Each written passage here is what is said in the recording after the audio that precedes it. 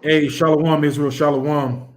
If I can be heard, go ahead and put Khan in the chat for me. If brothers and sisters can hear, please go ahead and put Khan in the chat. We can get started tonight. What we got here? Okay. Don't got a lot. Got a few people on. So the few people that are on, if you could hear us, just okay. Thank you, Francisco. Shalom, brother.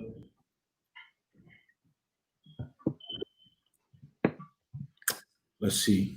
All right. So welcome everybody to Tony Bell, Shalom, King Dawada, Sister Awar, Dawada, Slim from South Texas, Shalom, Dawada. Tonight we're doing a class on brotherly love and the importance of having that brotherly love and that unity in the faith. Okay, and so I got myself, Mala'ak, the brother Zion, the brother Nawah, Abun Ariyah, and the brother Yabatazah out of Chicago. Going to be edifying brothers and sisters tonight. So brothers and sisters, pay attention. Write these precepts down. Get your pens, your Bibles, your apocryphas, your notepads.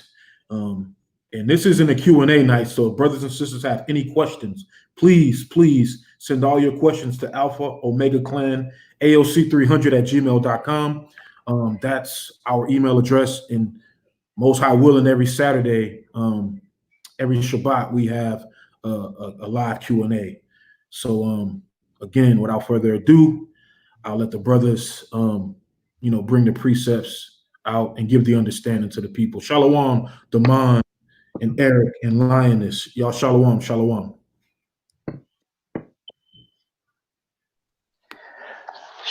I'd like to welcome everybody to the Wednesday evening Ambassadors of Christ Bible lesson. We hope to edify you with the truth of the scriptures. I am Zion out of AOC Cleveland. I'd like to welcome everyone in. The water for joining us this evening, and we want to just go over some precepts and show you why brotherly love and the continuation of brotherly love is so important to the nation of Yasha'Allah. That's the only way that we're going to get this kingdom, is we have to come together and we have to show the love that we're required to do. So we just gonna get right into it. Nawah, Baba Kashav, you could give me Hebrews chapter 10, verse 25. We'll just get right into it. Count out of one. Salak, start at 22 to 25. 10 and Okay. Romans 10, start at verse 22. It's the book of Romans. Let's say Hebrew. Sorry. Hebrews. It's the book of Hebrews, chapter 10, verse 22. Let us draw near with a true heart and full assurance of faith, having our hearts sprinkled from an evil conscience and our bodies washed with pure water. And what's that pure water? That pure water is the scriptures that our forefathers left behind for us to learn from, for us to be educated by, and for us to follow in the footsteps of righteousness. That's the pure water. That's the word of the Most High. Read on. The book of Hebrews, chapter 10, verse 23. Let us hold fast the profession of our faith without wavering, for he is faithful that promised. So we have to stand firm. We have to be deeply rooted in our faith, because the Most High, the promises that he made to us, he's going to stand assured. He's going to stand next to what he promised to us, and he's going to deliver. So we have to come and to do what we promised to do in the wilderness with Moses, which is to do all of the commandments that he gave us. Read on. Count out of one. It's the book of Hebrews, chapter 10, verse 24. And let us consider one another to provoke unto love and to good works. We got to provoke one another to love. We have to be law abiding by the laws of the Most High. towards one another. That's the love that we're supposed to show our brothers. Read on. Another one. Not forsaking the assembling of ourselves together, as the manner of some is, but exhorting one another, and so much the more as ye see the day approaching. So we have to gather together. We have to come together. This is a commandment. And you got a lot of people out here saying that we don't have to come together for certain high holy days. We don't have to gather. You know, there's a lot of different individualites that are out there that feel like they don't like camps. They don't want to come among camps. But right here, read 25 one more time. Another one. This is the book of Hebrews chapter 10, verse 25. Not forsaking the assembling of ourselves, as the manner of some is, but exhorting one another, and so much the more as ye see the day approaching. So we have to uplift one another. When we come around one another, that energy, that love that we show our brothers and our sisters, we have to exhort one another, strengthen each other, build each other up, keep one another encouraged. This is what we have to do. When we come together, we assemble ourselves together. And not only that, but we have to do it so much more as we see the day approaching. And what day is that? That's the day of the Most High. That's when he sent his son Yahawah back to deliver his people and also to cause hell on these heathen nations. So we have to exhort one another, strengthen one another. This is what we have to do. This is a commandment. Give me the book of Zephaniah chapter 2 and verse 1. Another one.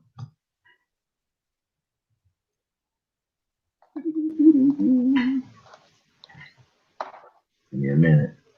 The book So you got to understand, Salaki, understand that the gathering ourselves together, this is a commandment.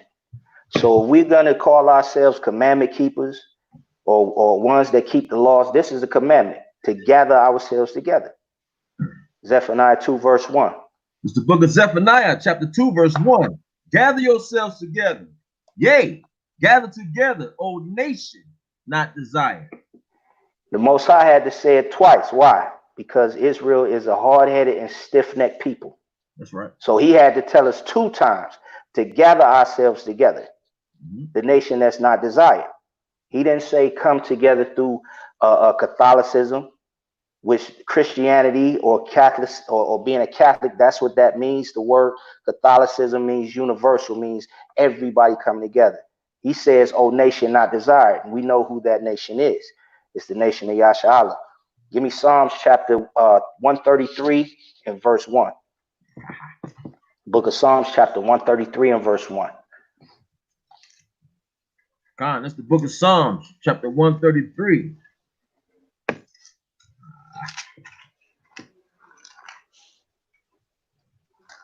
Lakia. 133 verse 1. Behold, how good and how pleasant it is for brethren to dwell together in unity. Read that one more time, King. One. This is the book of Psalms, chapter 133, verse 1. Behold, how good and how pleasant it is for brethren to dwell together in unity. So let's see how good it is for brothers to dwell in unity. Read on, verse 2.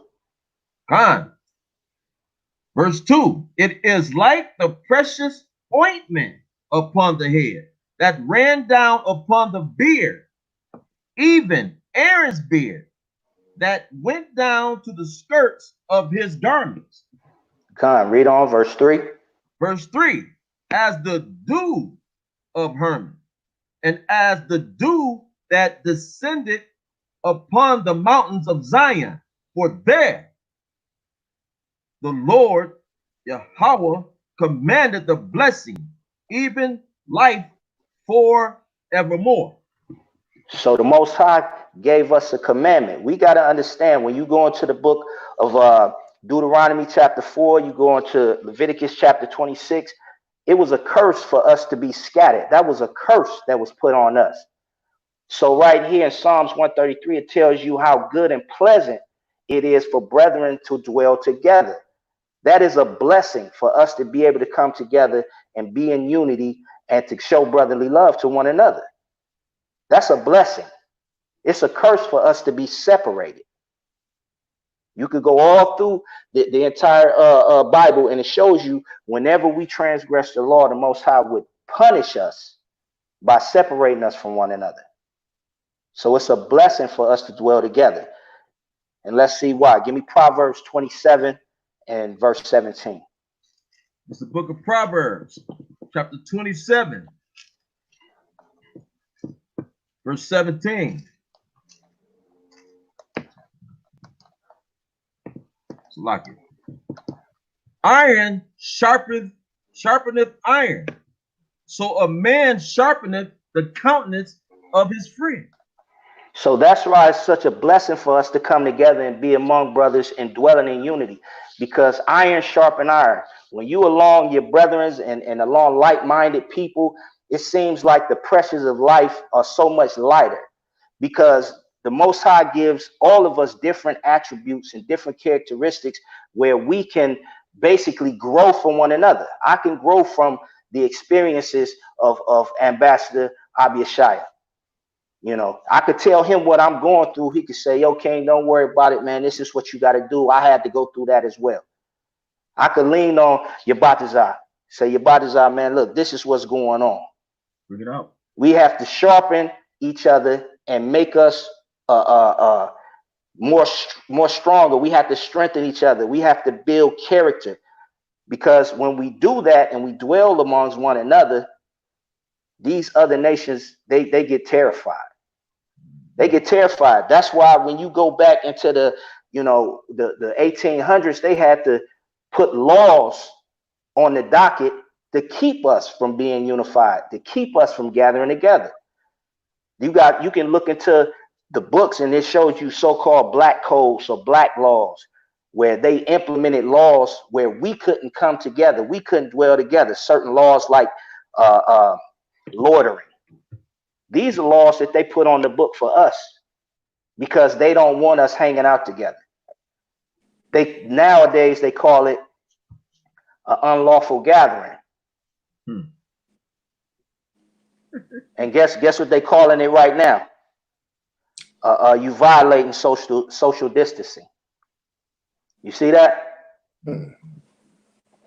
These are laws that they put on the books to keep the Israelite from coming together, from dwelling together, from sharpening one another, from coming into unity with one another.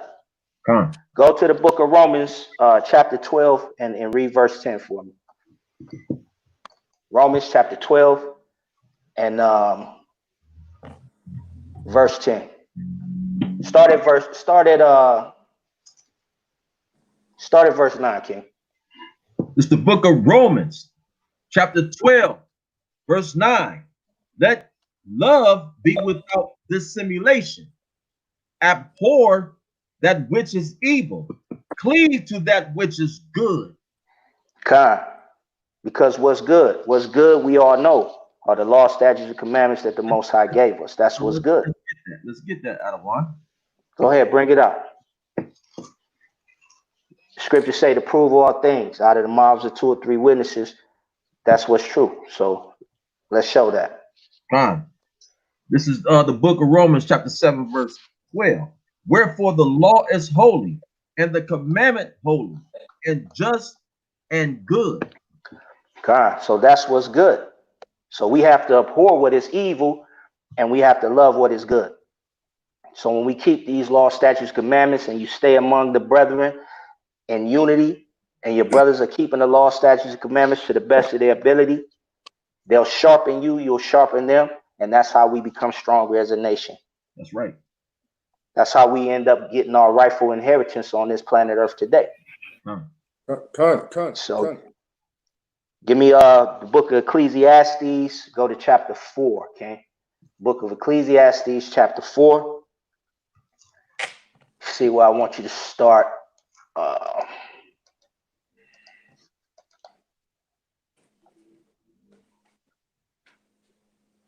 Let's see.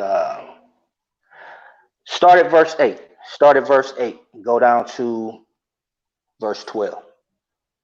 This is the book of Ecclesiastes, chapter 4, verse 8. There is one alone, and there is not a second. Yea, he have neither child nor brother. Yet is there no end of all his labor. Neither is his eye satisfied with riches. Neither saith he, for whom do I labor, and bereave my soul of good? This is also vanity. Yea, it is a sore travail. Read on. Verse 9, two are better than one, because they have a good reward for their labor. Con, they have a good reward. Why? Because they take the pressure off of one another. Con. They take the pressure off of one another because they're there together, working in unison, working together as brethren. Read on, verse 10. Verse 10, for if they fail, the one fall. Read that one more time, King. If they fall. For if they fall, the one will lift up his fellow, but woe to him that is alone when he falleth, for he have not another to help him up. God, so it's always better. They tell you all the time, two heads are better than one. You can bounce ideas off of one another. You sharpen your brother's countenance. The word countenance, what is that? That's his behavior or what they do. Because if we dwell in together, then we hold one another accountable. We hold one another accountable for our actions. So it makes us better people as a whole when we gather together. Let's go into the Apocrypha. I want you to get go to the book of Sirach. Give me chapter 6, and start at verse 14. Count out one. It's the book of Ecclesiasticus 6 and what you say again, other one? Chapter 6, verse 14 through 16. Count out one. This is the book of Ecclesiasticus, Sirach, chapter 6, verse 14. A faithful friend is a strong defense, and he that have found such a one have found a treasure. God, so a faithful friend is a strong defense. Why? Because he can watch your back and you can watch his. That's a strong defense. That's brotherhood. Read on, King. The book of Ecclesiasticus, chapter 6, verse 15. Nothing doth countervail a faithful friend, and his excellency in invaluable. Is invaluable. Read that one more time, King. Take that from the top. Baba Kasha. Khan, chapter 6, verse 14, Ecclesiasticus. A faithful friend is a strong defense, and he that have found such a one have found a treasure. Nothing doth countervail a faithful friend, and his excellency is invaluable. A good friend is hard to find. That's why he holds so much value. He or she holds so much value because they're very hard to find.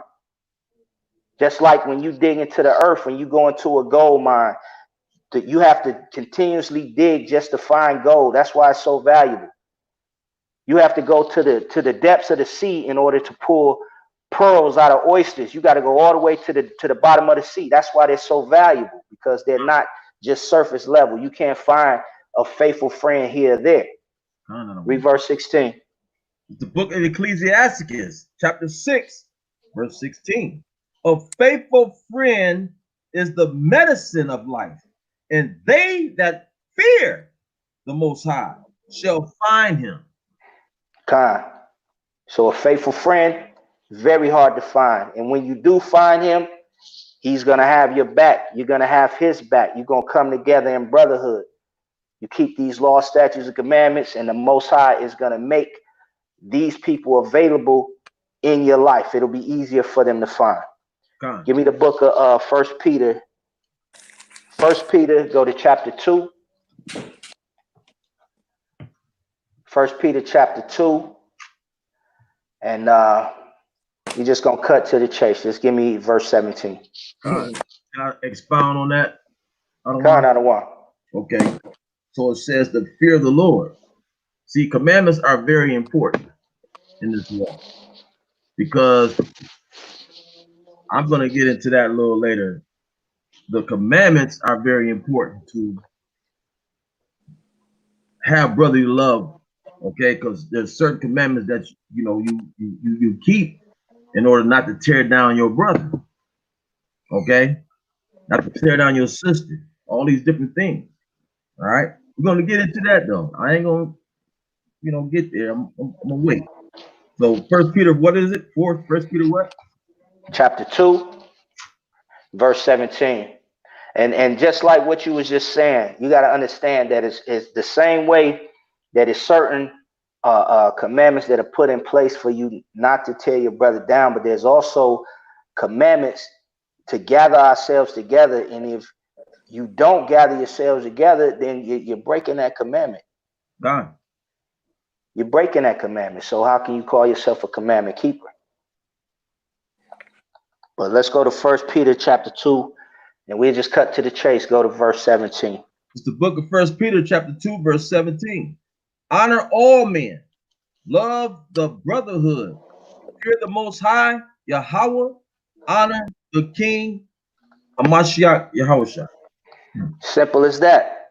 And if you go throughout the Bible, there's plenty of examples of where there was brotherhood. There was ride or die brotherhood. You could go into the book of 1 Samuel, Jonathan and King David. That was a perfect example of brotherhood and love. Jonathan went against his father to show his friend, his brother, David love and to protect him. So if you want to look into that on your own, go into the book of 1 Samuel, chapter 19, chapter 20, and it'll give you the story of Jonathan and David. Also, you can go into the book of Daniel. Go into Daniel chapter 3, Shadrach, Meshach, and Abednego. When Nebuchadnezzar was commanding them to bow down to the pagan deities and they wouldn't do it, they went into the fiery furnace together as brothers.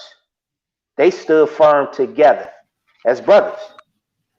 And brotherhood is not always going to be a walk in the park. You're going to have disagreements. You're not always going to see things eye to eye, but you have enough love and enough respect for your brother in order to stick to the things that are important. Even Yahawah, he called Peter Satan, right? Right. He called Peter Satan. But at the same time, what did he do? He told him, listen, I already know that you're going to betray me, yet I'm going to build my church off of you. Because he knew that Peter loved him. That's love, brother. You understand? They are the one. Also, Peter and Paul didn't exactly get along the best either. They they bump heads too, but they all just still firm on knowing one thing, man. The Most High's work gotta get done. Kind of one. Kind. I mean, you can look at Paul and Barnabas as well. They clashed from time to time, but they still understood what needed to be done, and they set forth with the mission. Let's say something. Just one thing. I'm sorry, I don't mean to cut you off. Kind. The ambassador of Christ showed me something when I visited New York, right? They told me they clash heads all day long. But guess what?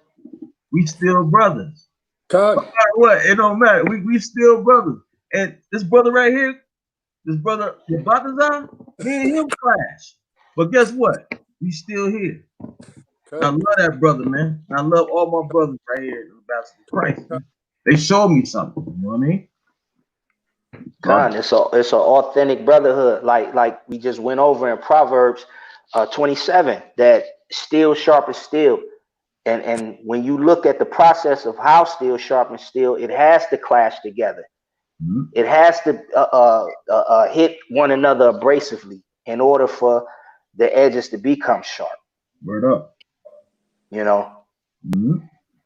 So I just got one more example I just want to go into of brotherly love, but it's going to go more towards sisterly love for the sisters that are listening and being edified. You know, you could look at the relationship between Ruth and Naomi.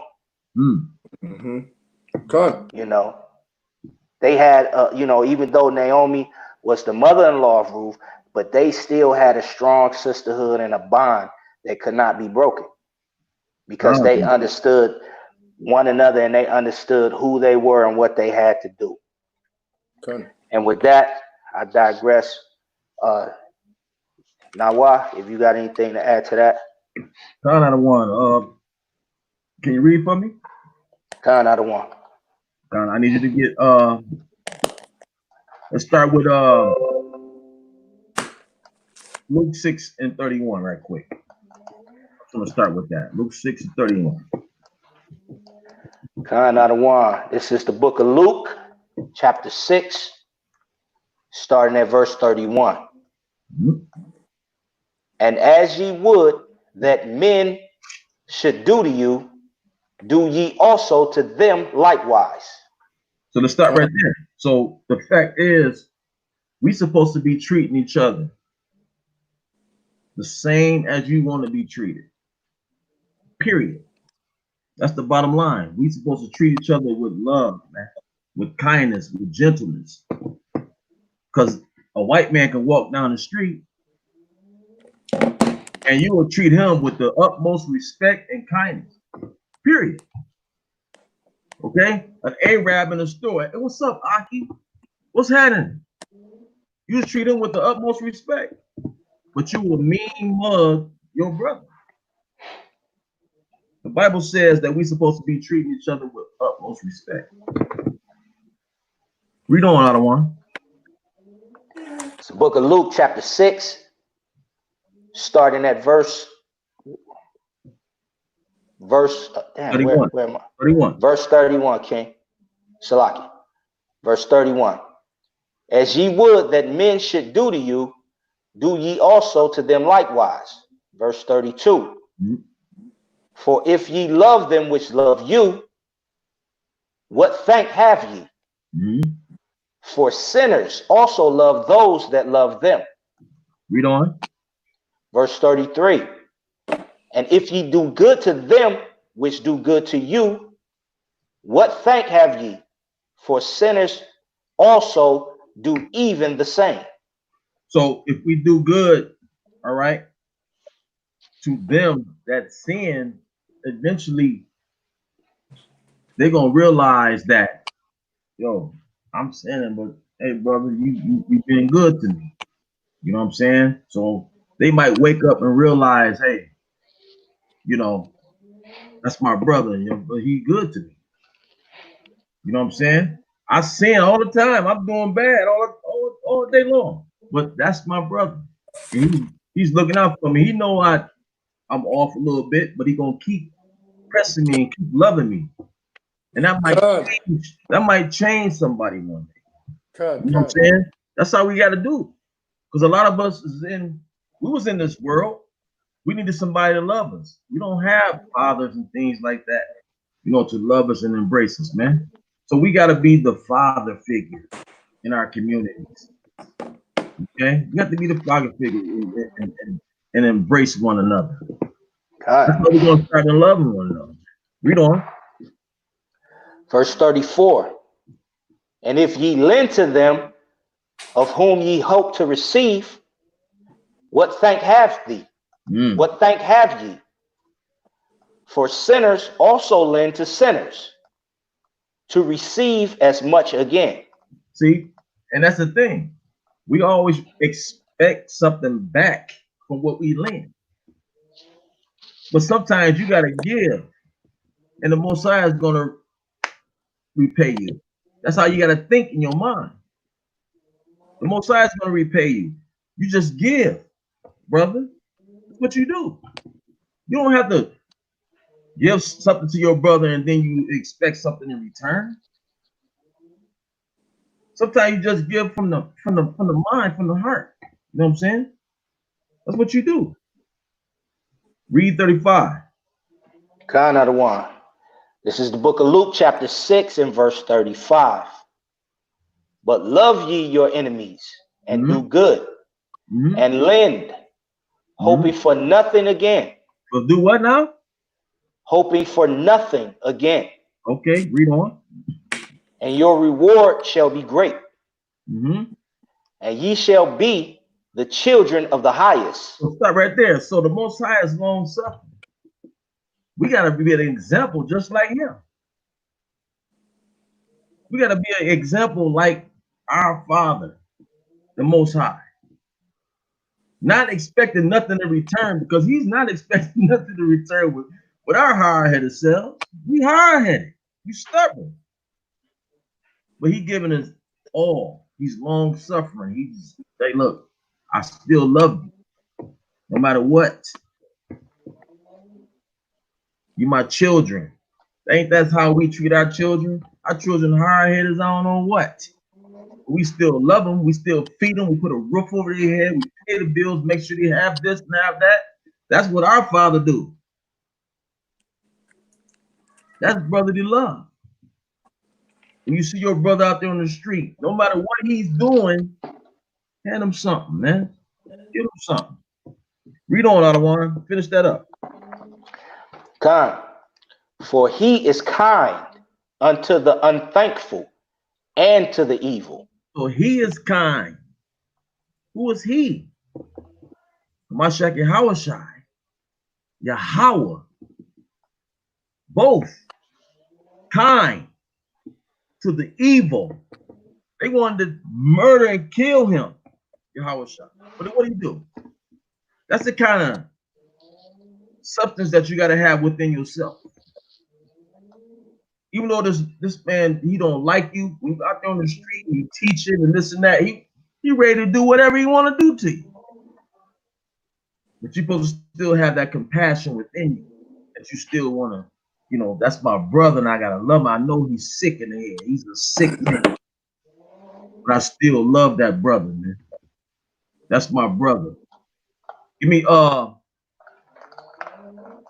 let's go to, John 13. Let's go to John 13 right quick.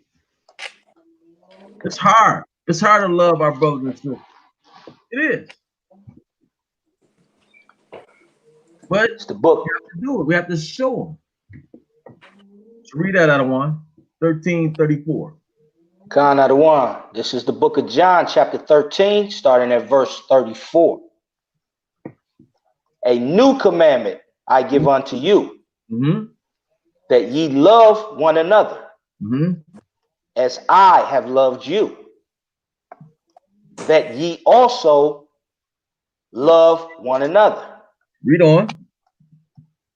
By this shall all men know that ye are my disciples, if ye have love one to another. Okay, so if you have love to one another, people out there are going to see it. They're going to see we'll be out there on the street, we're giving each other the kiss, you know what I'm saying? Big up on each other. Look, that's they together. So when people see it, people get on IUIC, but when they start marching through those neighborhoods, that's powerful. When they see ambassadors of Christ together, that's powerful. No matter what we go through, we argue with one another. That's powerful. I remember growing up in my neighborhood. I argued with my brother next door, man. Next door. The next day, we back in the sandbox. We back in the sandbox. I don't want loving one another. Even though we hated, you know, we hated each other the day before. But we back in the sandbox the next day. Today we don't have that. We ready to take a gun and pop. You know what I'm saying?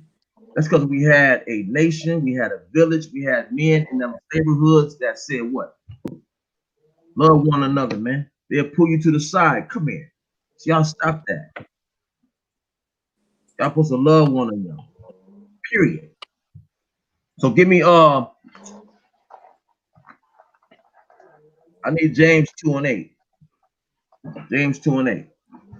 Khan of Yahawah. It's the book of James, chapter 2, starting at verse 8. Mm-hmm. If ye fulfill the royal law according to the scripture, thou shalt love thy neighbor as thyself, ye do well. So that's what we're supposed to be doing. Loving each other as thyself. You wouldn't beat your brother down. You know what I'm saying? I mean, somebody, you wouldn't beat yourself down. You wouldn't beat, you know, and disrespect your own self. You know, so you're supposed to love you're supposed to love that brother like you love yourself. Period. Okay. So let's go to Hebrews. I think it's 13. Hold on, let me check this. Where the royal law is.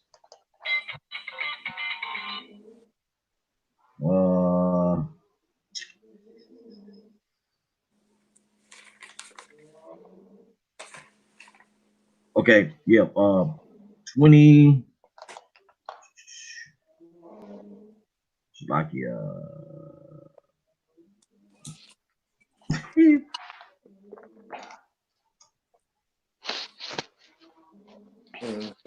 Slovakia.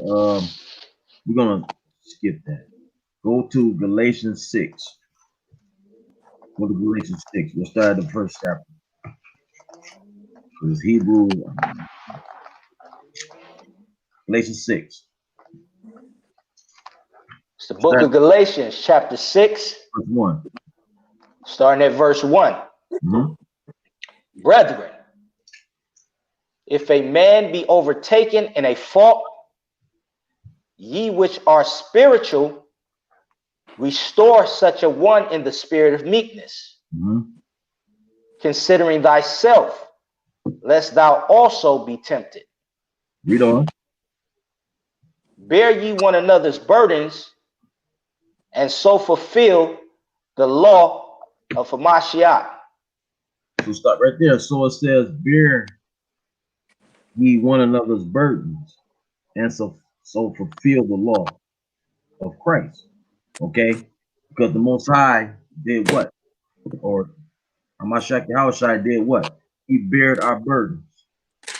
Okay? He bared our burdens that we just, you know, just did not obey the law or anything like that. So he had to come back and do what? Sacrifice for us, man. So read on. Verse 3. For if a man think himself to be something, when he is nothing, he deceiveth himself. He is nothing. Don't put yourself up here, okay? And try to be over your brother and things like that. You're nothing. If you're not putting yourself on the cross and dying on, brother, you nothing. Okay?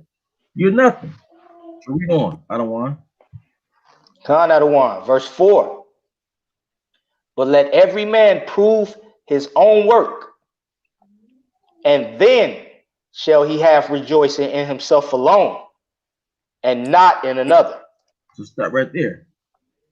So let's go to Exodus. I'm gonna go to Exodus. I'm gonna show you. You're gonna prove. This is how you prove.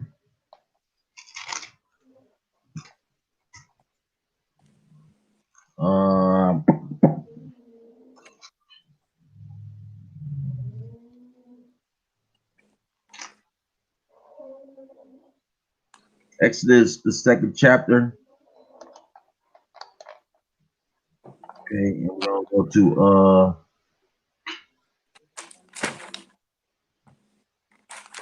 to verse 10.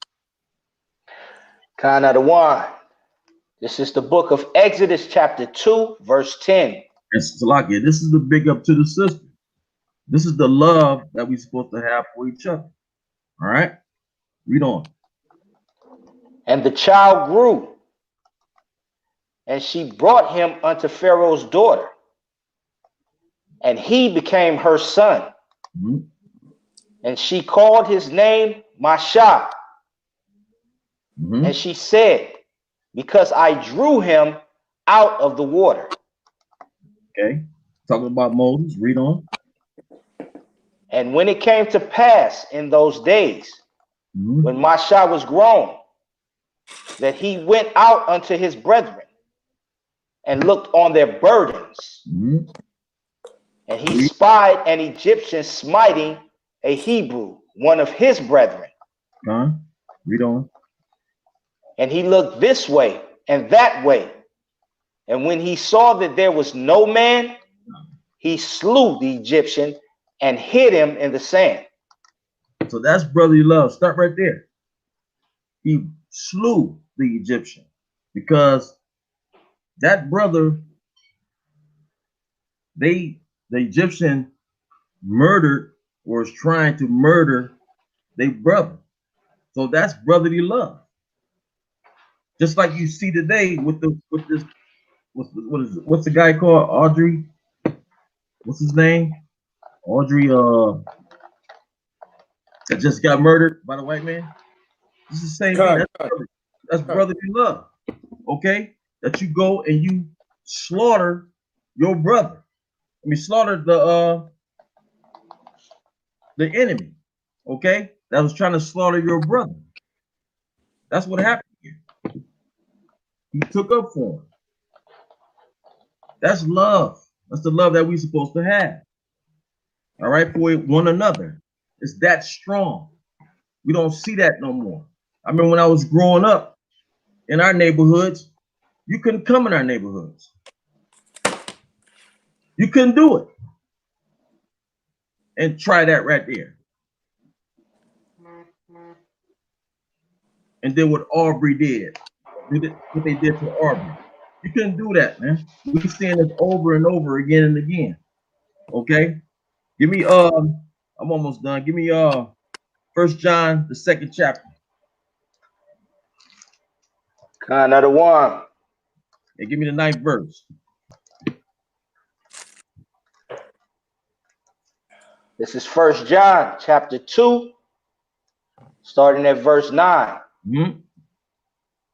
And he that saith he is in the light and hateth his brother is in darkness even until now.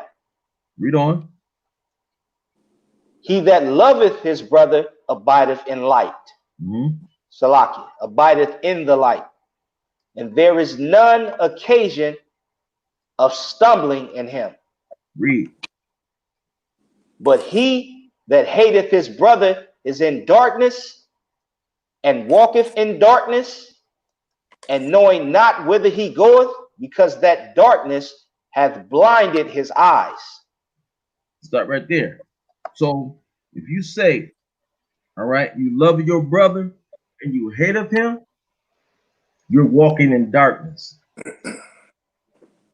You're walking in darkness. This is what this is all about. That curse in Deuteronomy 28 and 54 is strong on us. It's strong on us. That we hate each other so bad. We're willing to go out and take a gun and shoot our brother instead of protecting our brother like Moses did. Going out and slewing. We're not willing to do that. Seeing our brother die, we rather put up cameras and all these different things and shoot film and all that. We rather do that than go out and take aim at someone else. So if you hate your brother, you are in darkness. Period.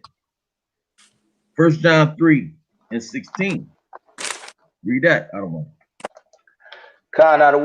This is the book of 1 John,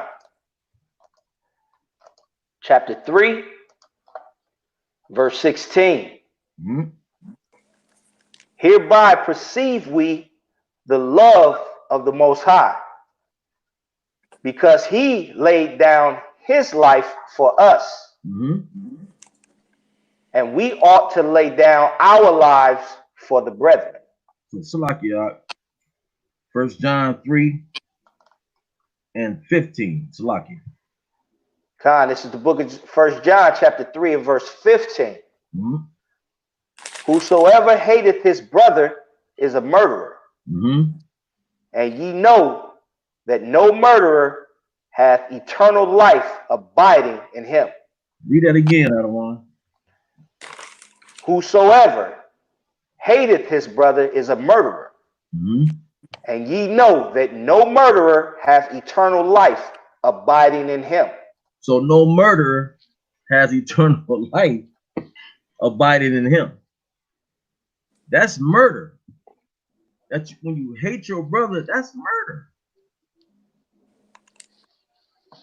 You willing to go up and down the street. You see a white man jogging through your neighborhood, and you giving him, how's it going, sir? How's everything? You doing okay? I mean, you talk to them proper, you change your way of everything, your demeanor, all of that. You change up everything.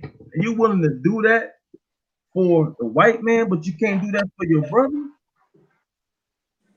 You're not willing to shake the hands of your brother? Are you serious? That's straight up hatred, man. Aki, how you doing, man? What's up? How you been? That's straight hatred. So give me this is my last one. Hebrews 13. Hebrews 13. Khan out of one. This is the book of Hebrews chapter 13. Hold on, it's lucky. Yeah, read that. Read it. Let brotherly love continue. Read the second. Be not forgetful to entertain strangers, Mm-hmm. for thereby some have entertained angels unaware. So you don't know who you're entertaining. You don't know who you're dealing with. It could be an angel. Okay? It could be an angel. It's imperative that we as a brotherhood and sisterhood, we come together as one. Gather yourself together like Sergeant Zion brought out. We got to gather ourselves together. That's brothers and sisters. All right?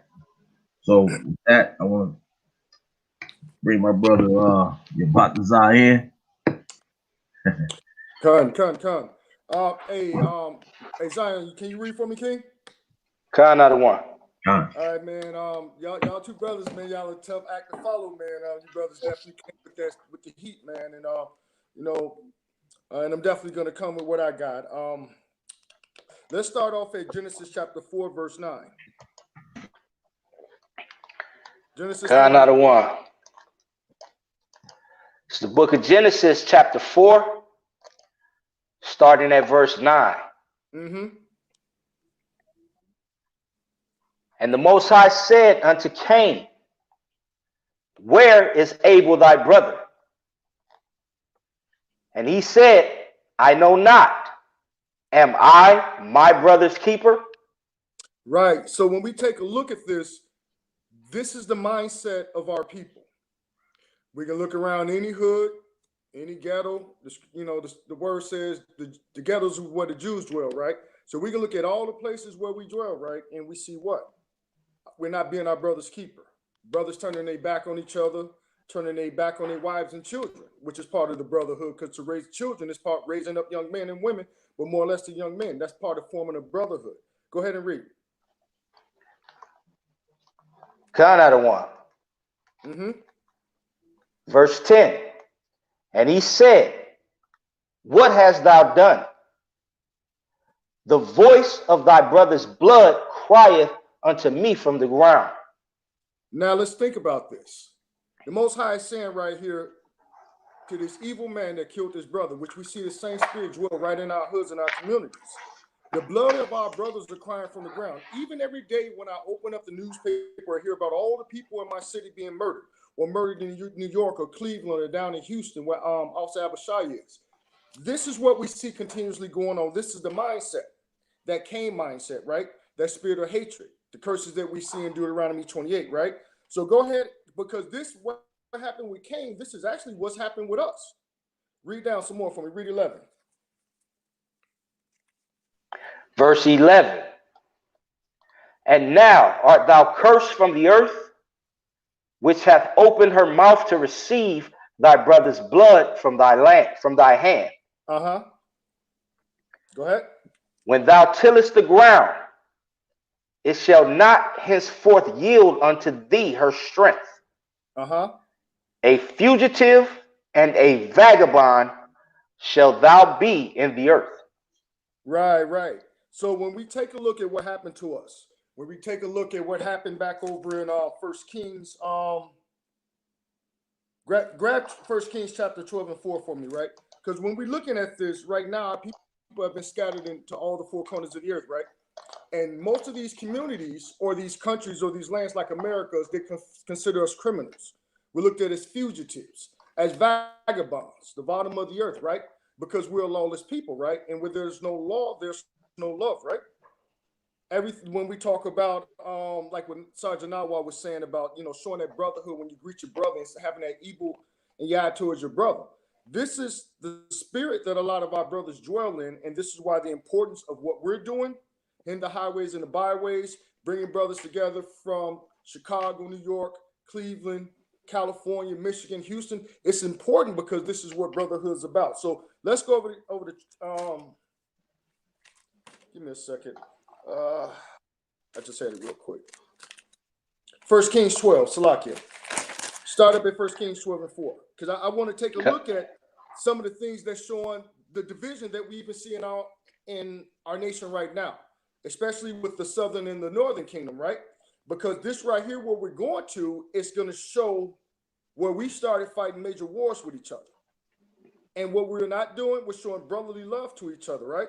So let's go to 1 Kings, start at verse 4 for me, King.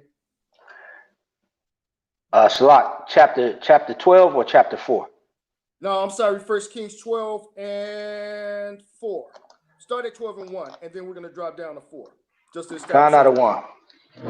It's the book of 1 Kings, chapter 12, starting at verse 1. Uh-huh. And Rehoboam went to Shechem, for all Israel were come to Shechem to make him king. Right. Go ahead. Drop down to 4 or continue? No, drop down to 3. Verse 3. So basically what's happening is, if we understand the history of the scriptures, this was after the time that Solomon died, when Solomon kind of went off in idolatry and all of that, and the Most High, took him from amongst us, where there's mourning and weeping. So his son Jeroboam was the next king in line. So that's what the context is, right? So this is right when he started to establish his rulership, and all of Israel, the northern and the southern kingdom, are coming to pay homage and honor to this brother, right? To this king, right? To keep the to keep the nation united, right? Or to bring us back together. But go ahead. Start at verse 3. God, this is 1 Kings chapter 12, verse 3. Uh-huh. That they sent and called him. And Jeroboam and all the congregation of Israel came and spake unto Rehoboam, saying, Thy father made our yoke grievous. Now therefore make thou the grievous service of thy father and his heavy yoke which he put upon us lighter, and we will serve thee. Did you see the humility of our brothers and sisters? They came pleading to Jeroboam, saying, hey, lighten this yoke up upon us. We want to come back. We're going to serve you. Just make this burden and this law upon us, a little more balanced. Proverbs 11 and 1, a false balance is an abomination to the Most High, but a just weight is his delight. But go ahead, King. Verse 5. And he said unto them, Depart yet for 3 days. Then come again to me. And the people departed. Right. Go ahead. Verse 6. And King Rehoboam consulted with the old men that stood before Solomon his father while he yet lived, and said, How do ye advise that I may answer this people? Read. And they spake unto him, saying, If thou wilt be a servant unto this people this day, and wilt serve them, and answer them, and speak good words to them, then they will be thy servants forever. So here is wise counsel given to this young brother, right? On what to do and what's righteous and how to bring balance. Meaning you have the loyalty of the people, the loyalty of the brotherhood, the unity of all the tribes, right? But read on. Verse 8, but he forsook the counsel of the old men, which they had given him, and consulted with the young men that were grown up with him, and which stood before him. Okay. And he said unto them, What counsel give ye that we may answer this people who have spoken to me, saying, Make the yoke which thy father did put upon us lighter. And stop at verse 10. Another one. And the young men that were grown up with him spake unto him, saying, Thus shalt thou speak unto this people that spake unto thee, saying, Thy father made our yoke heavy, but make thou it lighter unto us. Thus shalt thou say unto them, My little finger shall be thicker than my father's loin. Wow, that's prideful right there. Salakia, read verse 11 for me and stop right there. Go ahead. Come. And now, whereas my father did lade you with a heavy yoke, I will add to your yoke. My father hath chastised you with whips, but I will chastise you with scorpions. So what I discern from when I read this, and there's also more precepts on this in 2 Chronicles chapter 10. You can start at 4 through 14. And you can actually read on 1 Kings 12, 4 through 19 to get some more context. But when you look at this, this was an opportunity for a man in a position of leadership, a man in power, to set things aright, to steer his ship right, the nation, the kingdom, right?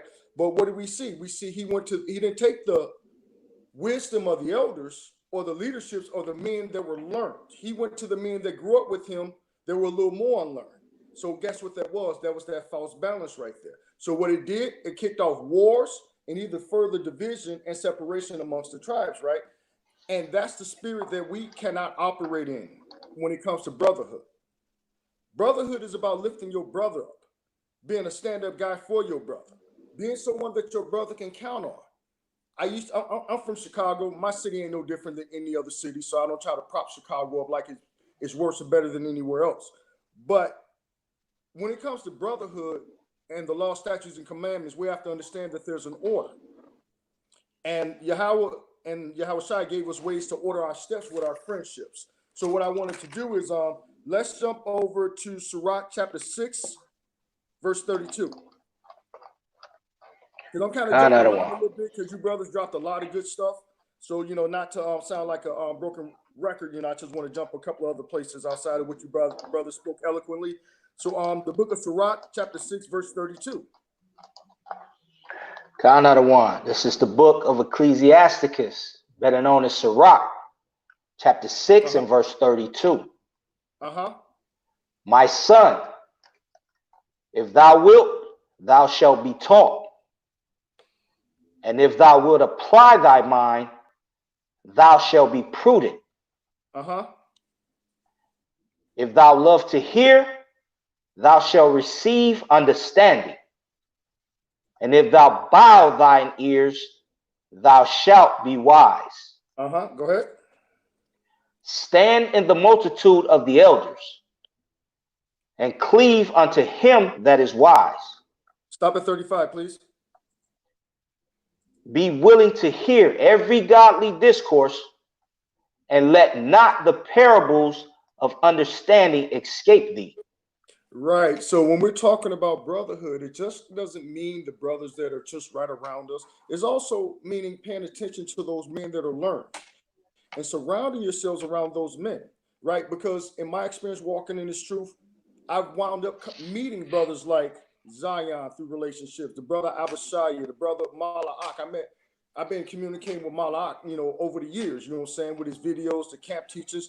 I've been knowing the brother Nawa, who's in 200 some miles away from me, you know, through relationships and all of that, through love and keeping the high holy days in the Passover. So let's jump over to Sirach chapter 4, verse 7. Because our brotherhood does not extend to ourselves, but also extends to our sisters and also those children, right? Because right now, at the head of the streets, we can find where? Our children, our sons. And what are they doing? They're oppressing our people, right? So part of that brotherhood goes back out and reaching out for them younger brothers.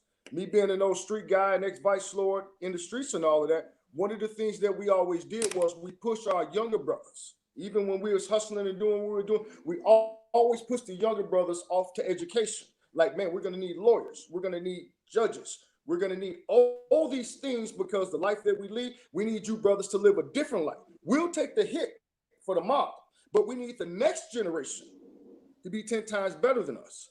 And that's the thing that was instilled in me as a young. So, I mean, as a young brother on the streets, and we pushed that on the younger brothers. So we paid the younger brothers to go to school. We encouraged them. We encouraged them to take up the things that would keep them out of the way. And the things that would keep them alive. We didn't want them out there selling dope.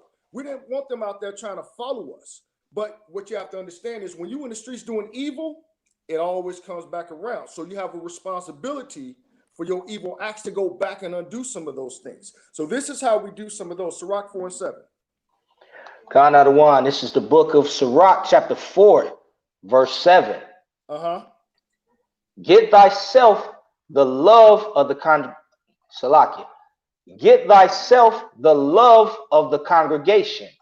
And bow thy head to a great man.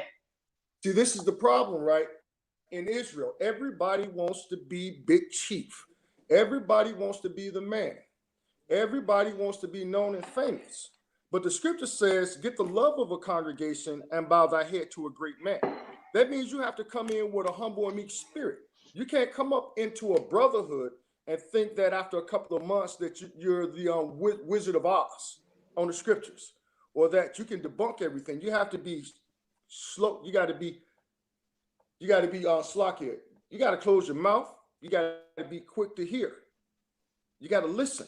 You got to observe. You got to digest them things, you know. That's what the love of a congregation does. It can uplift you. It can grow you. It can take you places in your career and your spirit, as well as your flesh. Through relationships with brothers, I found the motivation to get my body back in order. You know what I'm saying? Through the counsel, through the healthy diets and all the different things these brothers with different operations in the body are sharing with us, like the brother Akwurst. He's taking some time with me and share some things with me. You know what I'm saying? Go ahead with verse 8. Verse 8. Let it not grieve thee to bow down thine ear to the poor. And to give him a friendly answer with meekness.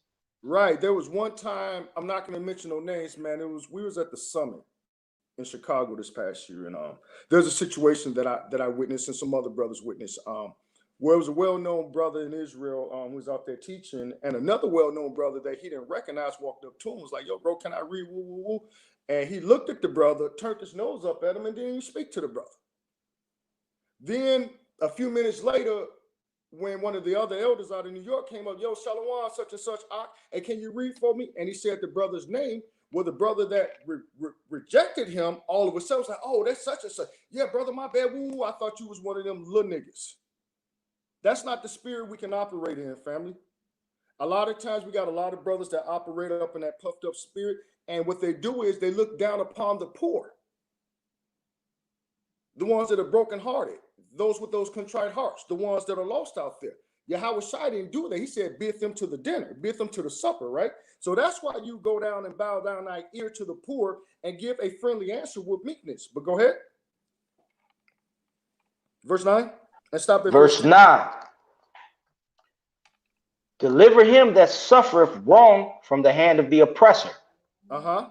And be not faint-hearted when thou sittest in judgment. Right, and that's what the brothers from AOC did when that young brother, that Dominican brother, when he got killed out there in New York.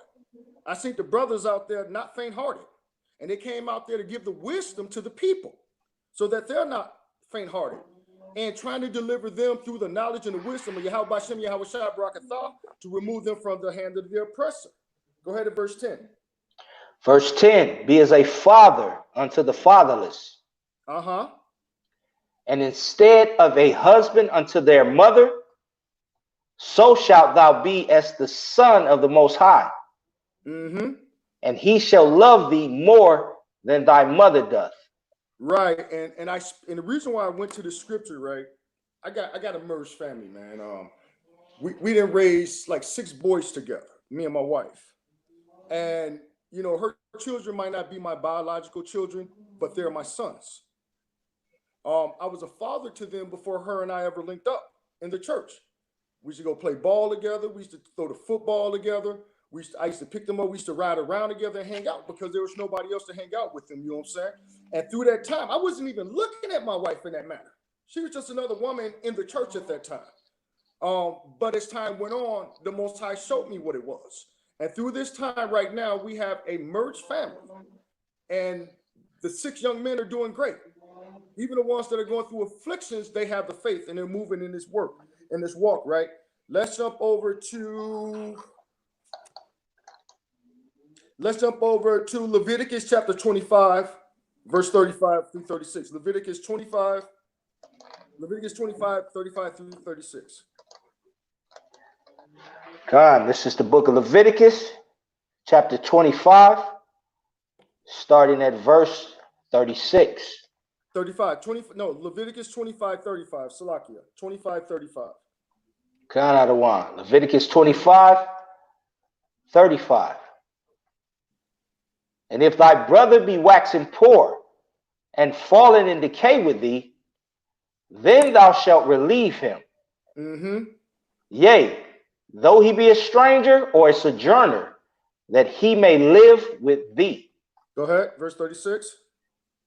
Take thou no usury of him, or increase, but fear the Most High, that thy brother may live with thee. Khan, and this is some of the things that we exercise down here in Chicago, man, when we know that one of our brothers is in a situation, whether it's financially or living arrangements, man, we get on the phone together and we come up with a plan for that brother, and we open up our doors. We've opened up my household alone, and not trying to talk about us, but Chicago alone. I know between the brothers, none of our brothers will ever be homeless. None of our brothers will ever be hungry, because we won't allow that, because we fear the Most High, and we love our brothers as ourselves, and we want our brothers to be as ourselves, right? So let's jump over to Proverbs 17 and 17. Proverbs 17 and 17. God, Adawan. It's the book of Proverbs, chapter 17, starting at verse 17. A friend loveth at all times, and a brother is born for adversity. Can you read that one more time, King? God, Adawan. A friend loveth at all times, and a brother is born for adversity. Khan, and I thank brothers like Zion and Nawa, man. I wound up going through something a few years ago. Real painful situation for me, man. I was really down, man. I was praying to Yahawah to bring me up out of this place I was in, man. I was in a real bad rut, man. And I didn't even know Zion at this time, right? Zion was still a stranger to me. He was just a brother on classes that I would hear his voice and we'd dialogue that way. Man, I took a trip up to Cleveland, man, because the Most High told me to go up there. And I didn't know why he sent me up there, but he told me to go be around my brothers. And I sat at the table with Nawa for about 2.5 hours, man. And the brother lifted up my countenance. I mean, I was broken. I was emotional. I was broke. My spirit was broken. I didn't know what to do. But the brother Nawa spoke life into me for 2 or 3 hours. We sat there and chopped it up. We went through all the details, and that brother was born for adversity. Like how the brother said, we may have our disagreements here and there, but the one thing I know about Nawa, that brother loved Israel. and he loved his people. He'll lay his life on the line. Later on that evening, while we was all hanging out, I got a chance to sit down with Zion. And the brother may not remember the things that he said to me, but he said he had been watching and observing and things that, I had taught classes and things of that nature. And while I was broken, that brother did not know that he spoke courage back into me. He encouraged me when I felt discouraged and when I was down and out, a stranger. That's why the scriptures say, always entertain a stranger, because you may entertain an angel. You never know what the Most High has for someone to offer you by word or deed. You know what I'm saying? That's what true brotherhood is. Jump over to Proverbs 18:24. I got, y'all know me, man. I got precepts for days. But let's go over to Proverbs 18 and 24. Khan of the one. This is the book of Proverbs, chapter 18, verse 24. A man that hath friends must shew himself friendly. Khan. And there is a friend that sticketh closer than a brother. That's what Yahawah wanted us to do when he brought the truth, when he came back and he died for us and became our Passover and was sacrificed for us. Where one man died for our nation, that was the whole purpose of what he sought, was to bring together back the brotherhood of the nation of Israel, right? That's what it's all about. That Zephaniah 2:1 and that coming together, O nation I desire, all of that is important because it's righteous. And this is how we should dwell with each other. Jump over to Proverbs 27:10 for me, Adawan, please. Khan of the one. Proverbs 27:10. Book of Proverbs, chapter 27, verse 10. Thine own friend and thy father's friend forsake not. Neither go into thy brother's house in the day of thy calamity. For better is a neighbor that is near than a brother far off. Right, man. You should never forsake the brotherhood, man. Forsaking the brotherhood is like forsaking Yahawah. It's like denying the Hamashiach. You know what I'm saying? That's why brotherly love must continue. Me and Nawa, we've been rocking together like about 4.5, 5 years. Khan of the one. Me and Zion, we've been rocking together almost 3.5, going on 4 years, right? Them brothers might be in other states, but they're on speed dial. I can hit them brothers up early in the morning, middle of the night, all of that. If I need arms, if I need counsel or support. And I return the same favor to them brothers because that's what the Most High commands us to do as brothers, right?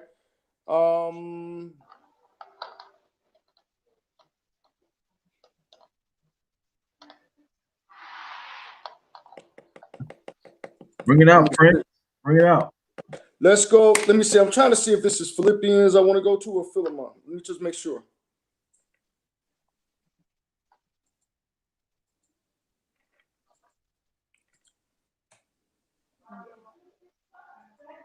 Yeah, jump over to Philippians 2:1 out of 1, please. Khan out of 1. It's the book of Philippians, chapter 2, starting at verse 1. If there be therefore any consolation in the Mashiach Yahawah, if any comfort of love, if any fellowship of the Spirit, if any bowels and mercies, fulfill ye my joy, that ye be like-minded, having the same love, being of one accord, of one mind. Right, being one mind, one body, one spirit. And like Malak said, he's going to touch on about those different operations. You know what I'm saying? Go ahead and do verse 3 for me real quick. Verse 3, let nothing be done through strife or vainglory, but in lowliness of mind, let each esteem other better than themselves. Right. Don't become puffed up and think that you're better than these new ones coming in. Remember, the scriptures talk about the 11th hour, right? So we got to treat them like little children, man. Meaning not children in the essence of a child, but treat them gingerly. We got to mold and scope them. We got to teach them, because remember, we had to unlearn everything we didn't learn that we learned. We had to unlearn. So one of the things I'm going to end with, I got more, but I don't want to take up too much more time. One of the things that I learned observing AOC, it was one of the times we was out in Cleveland. I believe it was at the Truth concert. And, a situation arose, and I kind of observed everything, that went down, and some brothers may remember it. But one of the things that I found interesting that came out of the mouth of General Hashar, right, was that when you walk with a man 10, 15, 20 years, that's called brotherhood. That's called not forsaking another man. Every brother has a strength and every brother has a weakness, and you try to build them brothers up on their strength, and also try to help them out in their times of weakness and understand the balance of what that man's heart and his spirit is, because you judge a tree by its fruits, right? So by watching those things and observing those things, I knew that the ambassadors of Christ understood brotherhood the same way we did when we were together. And that's why you see us all merged together as one body, one mind, one spirit, as the ambassadors of Christ all across America. And I digress.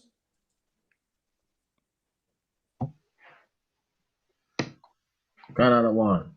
Hey, can I say just one thing? Yeah, go ahead. Go ahead. Okay. You spoke on General Hashar. Right. General Hashar is a phenomenal leader, and I'm not, or people might get carnal with it and say we worshiping or whatever. But right. General Hashar has shown leadership. I've been here, and I have not been here long. I've been with I Am Israel. Now I'm here with Ambassadors of Christ. And I've seen him take out of his time to go down to Houston. I'm not going to bring up what it's about and all that stuff, but he took out his time that because of brotherhood and because of fellowship, because he wanted the best for us. You know what I'm saying? That he went down to Houston to squash some things and things like that. You know what I'm saying? He just wanted to show that he loved. You know what I'm saying? He loved. I'm telling you, I have not seen that in this world. You know what I'm saying? I was in the service and I seen a little bit of that, but not in this world. You know what I'm saying? Not outside of that. You know what I'm saying? That's the kind of love we have to have towards one another. That love that I'll do anything for my brother in order to, I'll sacrifice whatever. That's what we have to have. That's brotherhood. That's that love. That's a strong love. We don't sacrifice no more for each other. When I was coming up, like what I said before, when I was coming up, we sacrificed. We love each other so much. My neighborhood. You want coming in my neighborhood, start nothing. You know, I want to bring that out. I got one more precept if I can slip this in real quick. Yeah, bring it out. I'll see my list, man, but I don't want to, I'm just trying to be, kind of modest and humble at the same time. Did we do this one, Sirach? Hey, now what? Can you read Sirach 37, verse 12 through 16? Yeah. Because this is going to sum it up for me real quick. Sirach 37 and 12. This is the book of Sirach, chapter 37, verse 12. But be continually with a godly man who thou knowest to keep the commandments of Yahawah, whose mind is according to thy mind, and will sorrow with thee if thou shalt miscarry. Go ahead, read. The book of Sirach, chapter 37, verse 13. And let the counsel of thine own heart stand, for there is no man more faithful unto thee than it. Read. Verse 14. For a man's mind is sometimes wont to tell him more than 7 watchmen that sit above in high towers. So, Salakia, let's take a look at this, right? it says continuously be with a godly man. That's what brotherhood is about. If you striving or you running with anybody outside of a man that keeps the law, statutes, and commandments of the Most High, you're going off and you putting your life in danger, right? And it says, and it talks about in 13 about the counsel of a man's own heart. The scripture says, "Don't lean on to thy own understanding." So what it's doing is it's telling you that a man trusting his own counsel in his own mind, there's nothing you can tell him, right? For his own mind won't even tell him the wisdom that you get from 7 wise men, 7 wise brothers, or 7 wise elders, or 7 wise teachers, right? Right? So, those men who are sitting back watching and being a watchman of Israel, they got more wisdom. You should surround yourself with men like that, okay? Go ahead and finish reading for me down to 16. Stop at 16 for me. It's the book of Sirach, chapter 37, verse 15. And above all this, pray to Yahawah, pray to Yahawah that he will direct thy way in truth. Verse 16. Let reason go before every enterprise and counsel before every action. Right, that's wisdom right there. That's where you get it. By having a brotherhood, sitting amongst the elders, hitting the highways and the byways, entertain those strangers, welcome them into the poor. Taking your charity, your alms. You know what I'm saying? Revelations 22 says Yahawah is going to judge a man based off his works. So if he's filthy, let him remain filthy. And if he's righteous, let him remain righteous. So these are the things that we're working on and the things for the brotherhood so we can get that crown of life according to 2 Ezra 2 and 40. And then on that note, seriously, I'm going to digress. And Thawada family for having me. I don't want to digress for a second.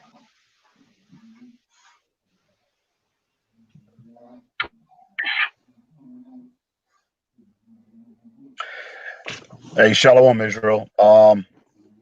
So, growing up in Brooklyn, I've known a lot of people who weren't biologically related to me, but I considered brothers. A couple of kings here tonight touched on that, and I think that's what we need to really look at. What can be considered a brother? Who's a brother? They always have that thing where they say blood is thicker than water. And that might be okay from a genealogy standpoint. They also have to, I think you have to include what a brother is according to the way the scripture was written, according to the way the Mashiach taught it, which was coming straight from the Most High. Now, the dictionary clearly defines what a brother is, but it's coming from a biological standpoint. So a brother is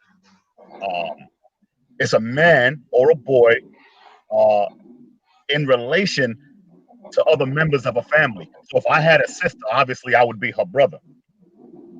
Now, when you look at the dictionary's version of what brotherhood is, it basically goes on to say that brotherhood is an association, a society, or a community of people linked by a common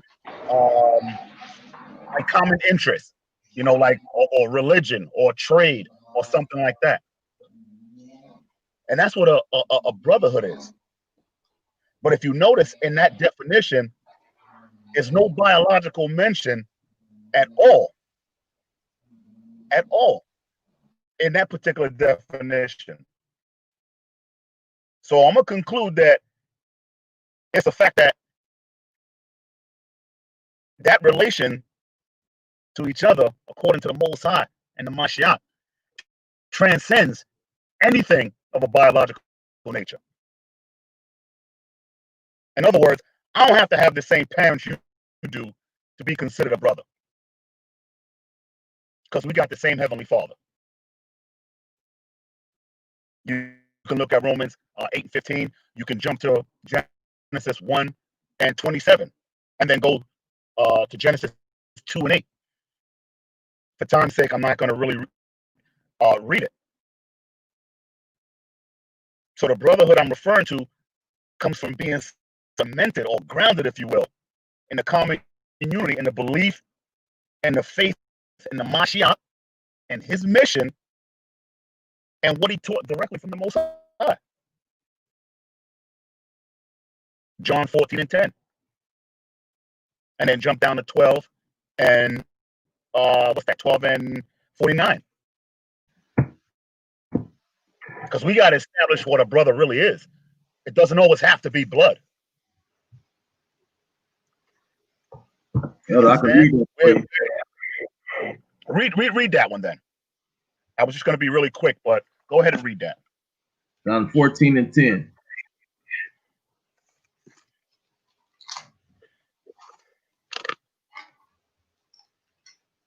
It's the book of John, chapter 14, verse 10. Believest thou not that I am in the Father, and the Father in me? The words that I speak unto you, I speak not of myself, but the Father that dwelleth in me. But the Father that dwelleth in me, he doeth the works. Verse now jump down to 12 and 49. John 12 and 49. Because I just wanted to go there so that we can establish that what the Mashiach was trying to show us and teach us came directly from the Father. So everything about the brotherhood, I mean, we can go through the Kings already went through almost 100 scriptures. I got 100 more just based on brotherhood alone. Another one. We're not going to go through all that. So give me what I said before, John 12 and what's that, 49? Yes. Con. Go on. It's the book of John, chapter 12, verse 49. For I have not spoken of myself, but the Father which sent me, he gave me a commandment that what I should say and what I should speak. See that? You see that? So again, just reiterating that what we follow, what the Mashiach was trying to get us to follow, was directly coming from the Most High. So anybody got anything to say about what true brotherhood is, go back to the laws. Go back to what the Most High started in the beginning with the creation of man. See, what you got to understand is that we're bonded together as brothers because we were all called by the Most High to come back to the covenant and to bring one another back as well. All right? So to get a better understanding, pick up give me Romans 8 and 29 real quick.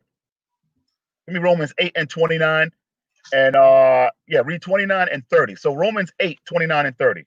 Another one. It's the book of Romans, chapter 8, verse 29. For whom he did foreknow, he also did predestinate to be conformed to the image of his Son, that he might be the firstborn among many brethren. See that? So Yahawah as our big brother, he stressed brotherhood. And again, as we just went through the other two scriptures, that he spoke nothing of his own self, but of the Father. So he just wasn't speaking out of thin air. This came from somewhere. This came from the Most High, the creator of all. So when you hear us refer to Yahawah as not only our king, but as our big brother, that's because he stressed that brotherhood.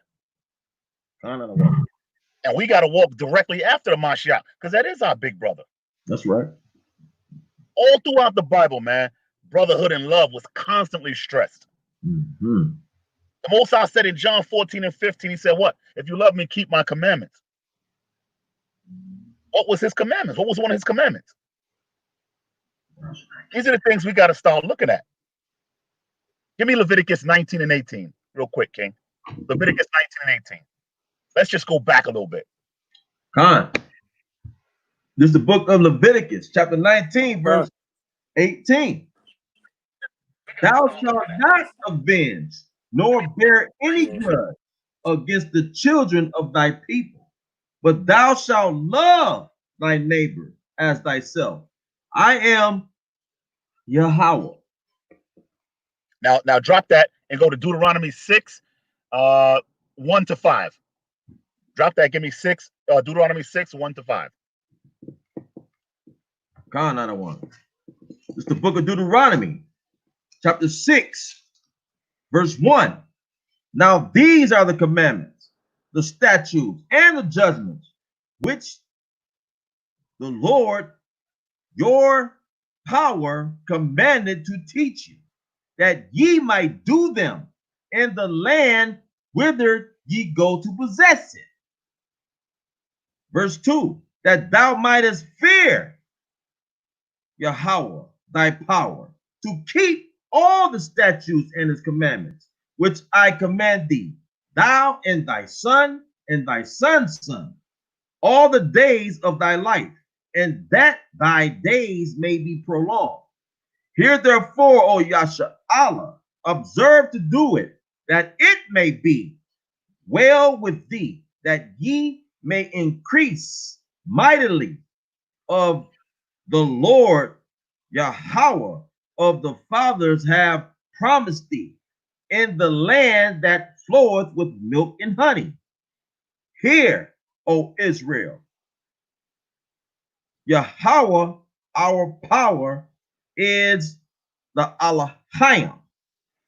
Verse 5, and thou shalt love Yahawah, thy power, with all thine heart, and with all thy soul, and with all thy might.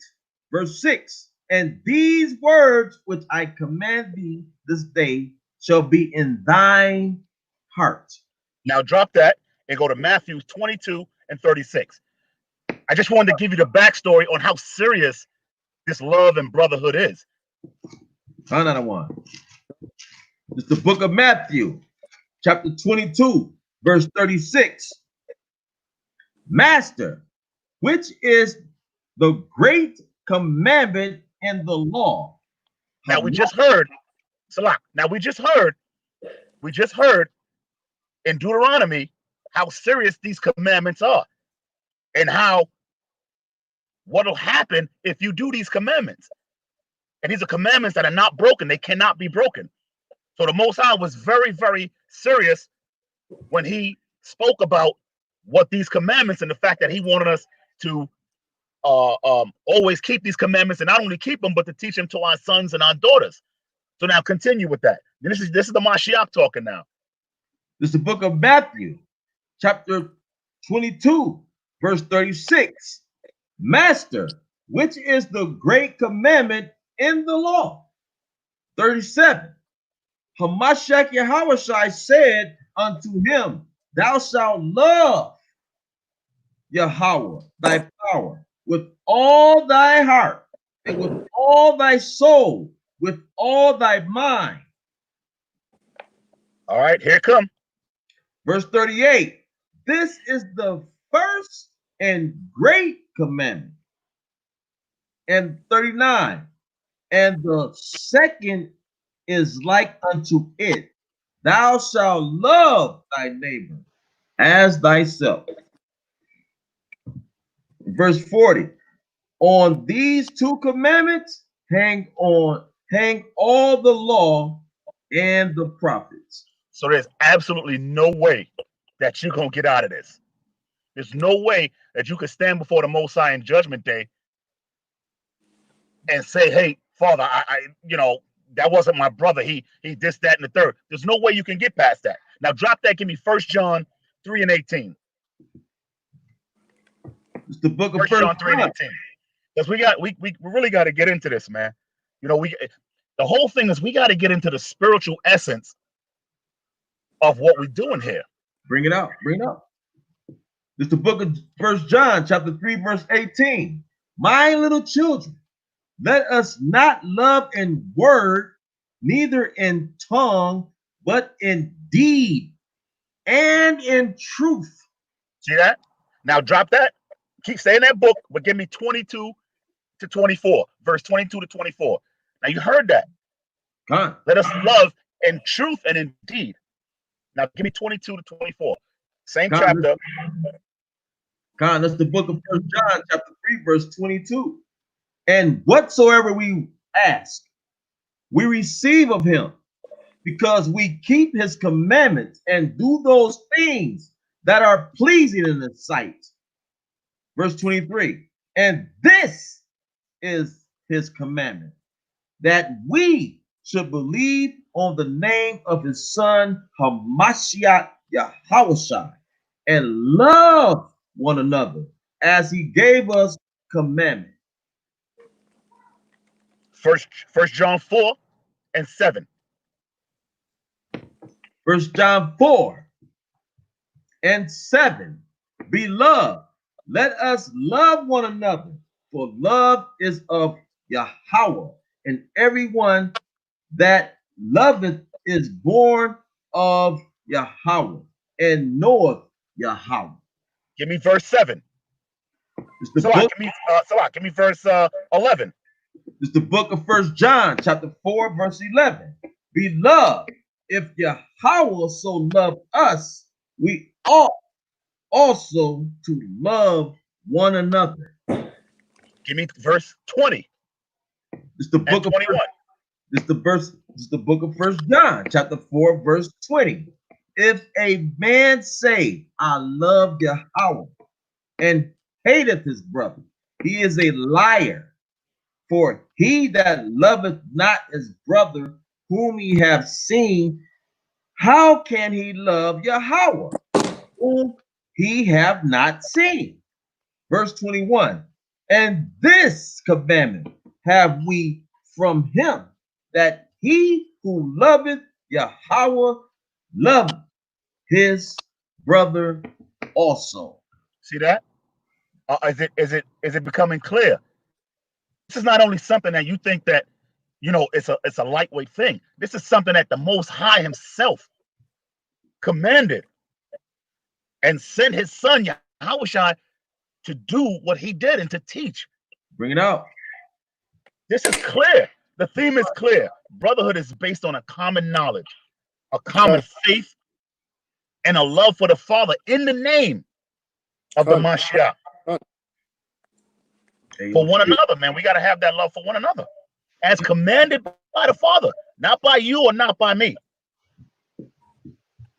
That's our Heavenly Father. And he commanded that. So anybody that says that they don't like rocking with other camps, or they don't like, and we all teaching the same things, or we all believe in the same things, the Most High and the Mashiach, you got no excuse for that. You got no excuse for that. All right, so the love for the Most High, the love for Yahawah, and the love for the brotherhood is definitely thicker than blood. Great scriptures, Adawan. Great scriptures. And I digress with that. Great scriptures. Hey, Khan, that was powerful. Thank you, Lieutenant Abba. The water, King. Man, needed Khan, that. if I can I just land me back onto that? Like in the beginning, you were speaking about the brotherhood, whether it was patrilineal or whether you had to be relatives and whatnot. Let's go to the words of Hamashiach Yahawah. Let's go to the book of Matthew, chapter 12, and let's start at verse 47. Look at you. And I'll bring it out. Got it. Matthew, chapter 20, verse 47. Then one said unto him, Behold, thy mother and thy brethren stand without, desiring to speak with thee.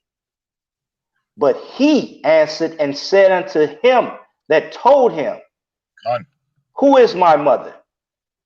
And who are my brethren? And he stretched forth his hands towards his disciples and said, Behold, my mother and my brethren.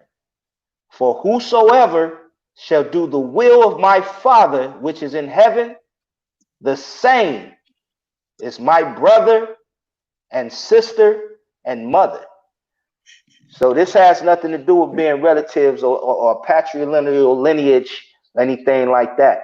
This is about us keeping the law, statutes, and commandments, believing on Hamashiach Yahawah, and keeping the faith.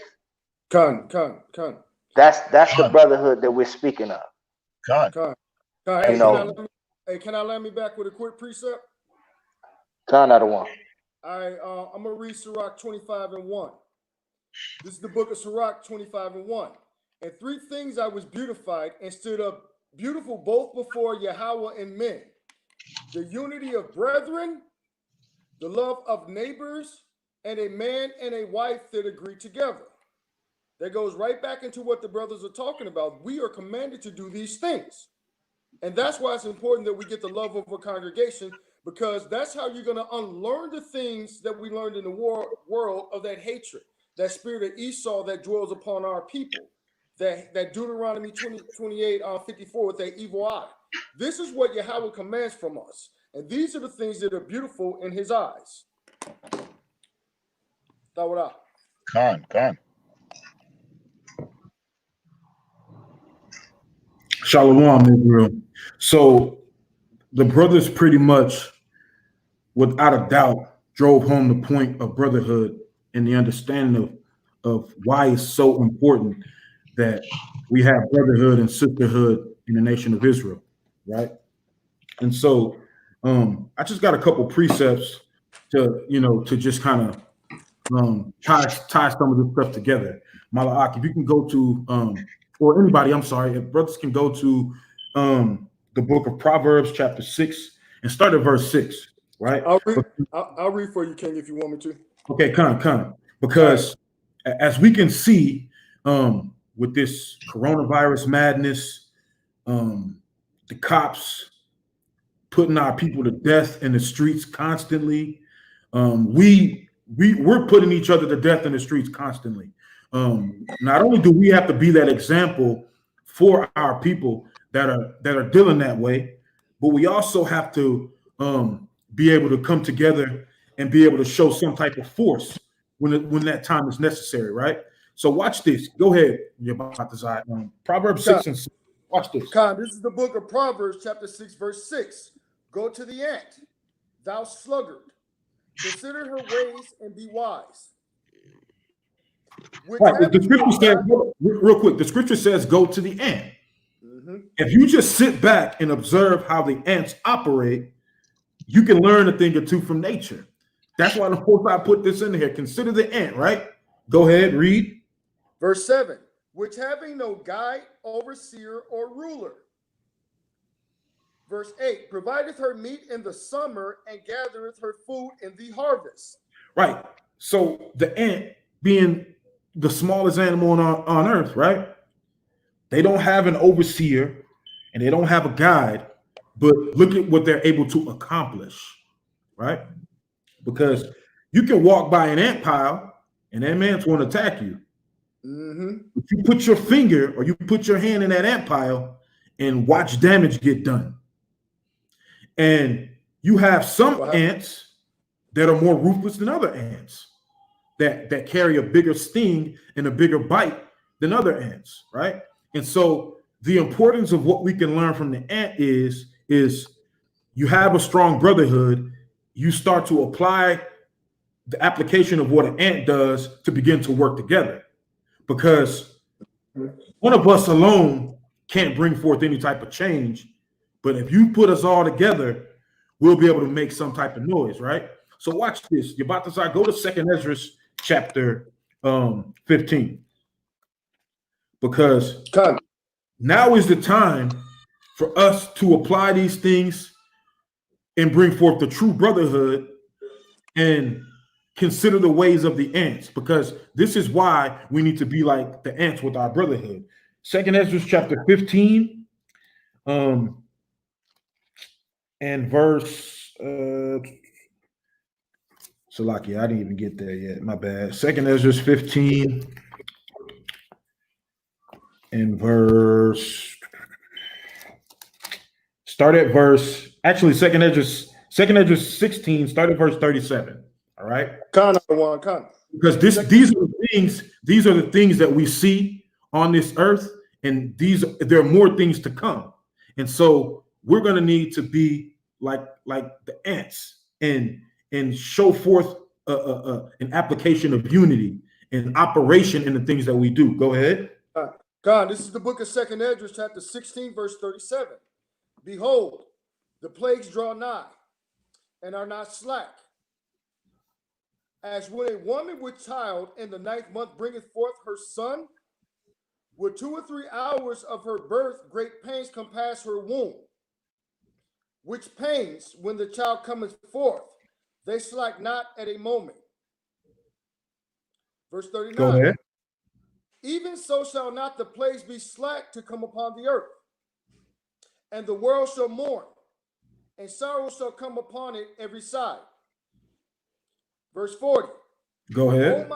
O my people, hear my word. Make you ready to thy battle.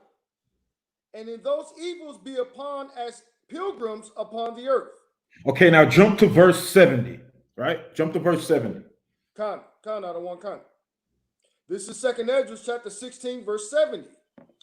For there shall be in every place and in the next cities a great insurrection upon those that fear Yahawah. All right, stop right there. Stop right there. So you're going to have this great insurrection upon the people that fear the Most High, right? And so with no brotherhood, you just out there alone and ready to be consumed. Because like the brother said, this Bible is life, right? We read these scriptures and sometimes we just gloss over these things. But if we truly believe, and we believe that this is the book of prophecy, these things are going to happen. We don't have time to hate our brothers. We don't have time to lack in brotherhood, because we're going to need each other to get through these evil times. The scripture says, be pilgrims upon the earth. If you have to leave one city because they are oppressing you in another city, right? When you go to this next city, if you don't have no brothers, what you going to do when you get there? Con. The brotherhood is important because in our ultimate test of faith, which is what we like to call Jacob's trouble, we're going to need one another, man, because it's not just going to be Esau that's rising up against us. It's going to be all these nations because they all hate us. And if they coming together with one accord to hate and bring forth destruction to us, we should be coming together on one accord as brothers and brotherly love to defend ourselves. Con, We have a power that's going to do all the heavy lifting. We just got to, do what's commanded of us. Con, I've been shy. Can I interrupt you for a minute? No, go ahead. Floor is yours. It's like that fleet doctrine that's going on right now. Everybody want to move to Ghana and Africa, things like that, right? But if you don't have that brotherhood when you're over there, it's still gonna fail, no matter what. If you don't have the law, statutes, and commandments, it's still gonna fail. No matter where you try to run to and try to go, it's still gonna fail. A lot of people was talking about going to Ghana, going to Africa, and we're gonna live good and this and that. Them Africans gonna hate you too. Just like you just bringing out. All nations hate us. All of them. Period. I just wanted to bring that out of one. Come. Yo, Mala'at, you got something you want to bring out of one? Hey, could I bring a precept out real quick? Also, Abishaya. Go ahead, out of one. Con, let's jump over to the book of Isaiah, chapter 13, verse 13, because it goes right back into what you're talking about, that insurrection, right? So this is Isaiah 13 and 13. Therefore, I will shake the heavens, and the earth shall remove out of her place in the wrath of Yahawah of hosts, in the day of his fierce anger. And it shall be as the chase roe, as a sheep, that no man taketh up. They shall every man turn to his own people, and flee everyone into his own land. Everyone that is found shall be thrust through, and everyone that is joined unto them shall fall by the sword. This is what the brother is bringing out, and what all of us are talking about in regards of the need of the brotherhood. You know what I'm saying? Because when the race wars kick off, every man's going to return to his own people, and it's going to get real hectic. I know the back roads up to Michigan. I know the back roads to get over to Cleveland. I know the different areas where to link up, where my brothers know where we need to gather to move as a unit to protect ourselves, our wives, our children, and our family. That's why it's important to have this brotherhood. You don't want to be out there, as we say in Chicago, caught out there lacking.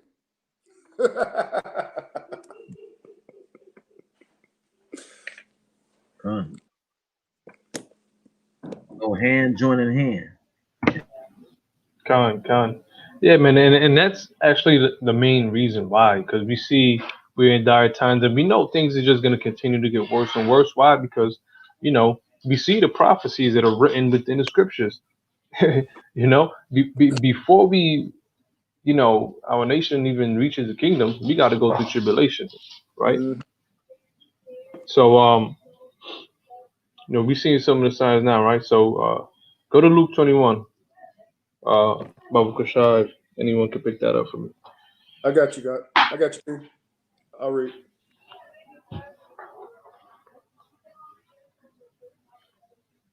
Verse, let me see, you can start from 11.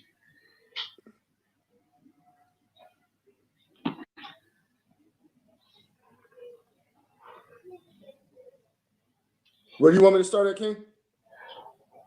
You can start from 11. You know what? Okay. Start from around 9.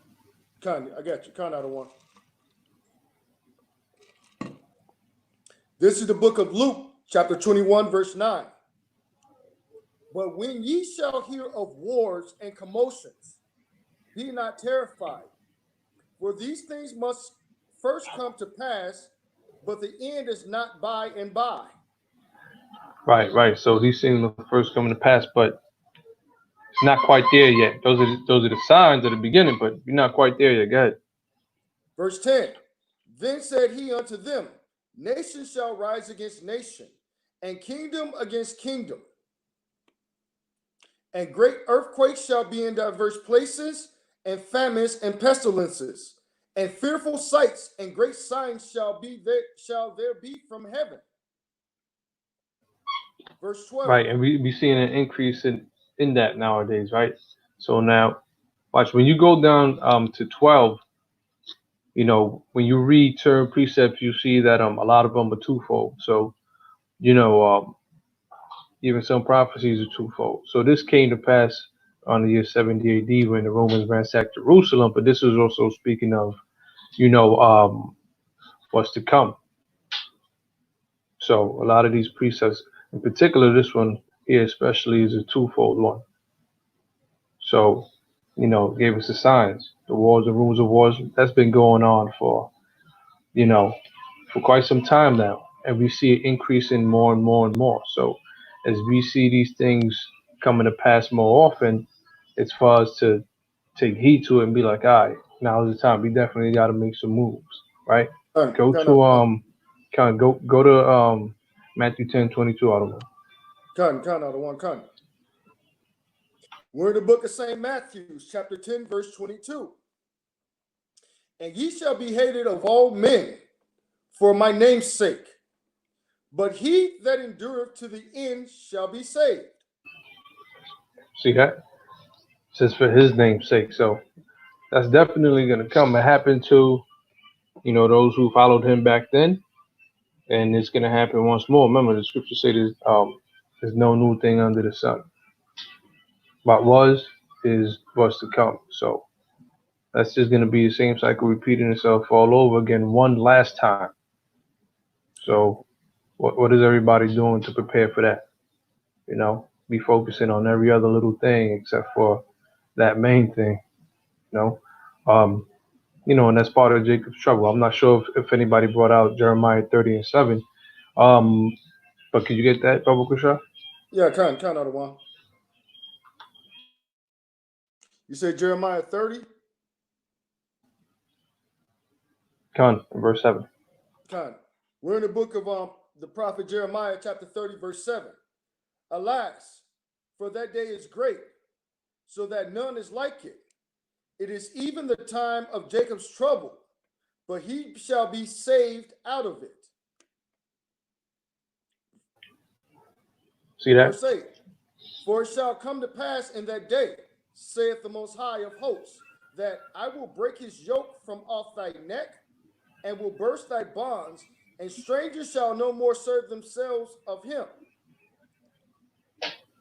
Verse 9. So you could throw out another one. So yeah, Jacob's trouble is soon to come. So we have to get to a point where you start to really hone in on what is it that's most necessary. What's most necessary for the preparation of what we see that's to come, right? For Con. example, like our brothers mentioned what's going on with the quote unquote COVID, right? We see a lot of food manufacturers shutting down, right? Oh, because this country is a country that imports the majority of its products from other countries. So now, when ish hits the fan and they stop sending stuff over here and the supermarkets start to shut down, where's everybody gonna get their food from? How are you gonna feed your family? How are you gonna feed the kids? How are you gonna survive? And nobody's preparing for that. Nobody's thinking about that, right? Con. So that's why, like, the topic matter of tonight is crucial and is key, because these are the things that eventually gonna happen. So I wanted to go to 2 Timothy 3:12. Con, I don't want con.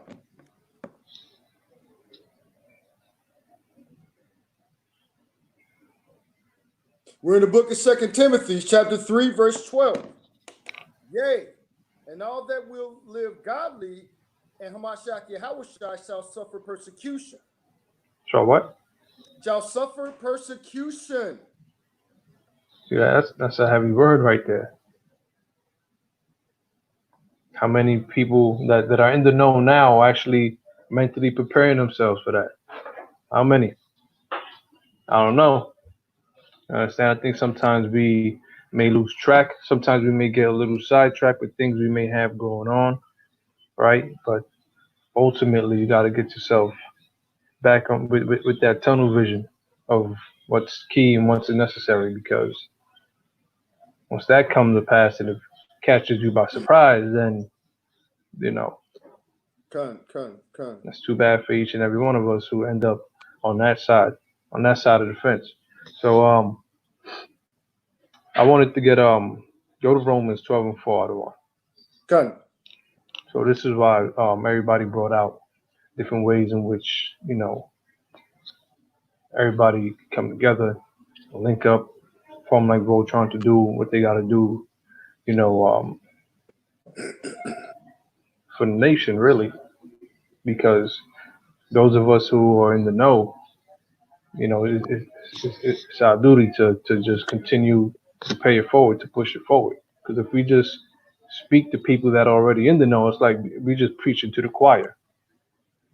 And what good is that? Con. So we're showing how, those of us that didn't know, we're different members of that same body. We all have different talents. We all have different gifts. And once we all put it all together, there's a lot of things that we could do. Go ahead, Otto. Hey, can I start up at verse 3, King? Can I stop at 12 and 3? Go ahead. All right. This is the book of Romans, chapter 12, verse 3. For I say, through the grace given unto me, to every man that is among you, not to think of himself more highly than he ought to think, but to think soberly according as Yahawah has dealt to every man the measure of faith. Verse 4. See that? Why is that key? And how did Yahawah exemplify that? Remember, he washed the disciples' feet. He was the greatest among all of them. But yet he humbled himself to set that example to wash the disciples' feet. Go ahead, Aaron. Verse 4. Romans 12 and 4. For as we have many members in one body, and all members have not the same office. Mm-hmm. So we being many are one body in Yahawah, and everyone members of one another. Verse 6. Having then gift differing according to the grace that is given to us. Where the prophecy, let us prophesy according to the portion, through the proportion of faith. See that? So different members of one body, grace is given differently, faith is given differently, the gifts are given differently.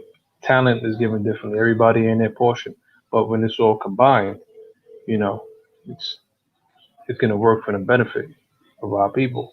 So Con, Hey, con. you know, Malak, but if it comes, hey, Salak, King, could you read uh could you read verse 10? okay, okay, come. Con. Hold on. Let me Water. start. Let me. Yeah, you know what? That's beautiful right there. Con, con. Romans 12 and 10.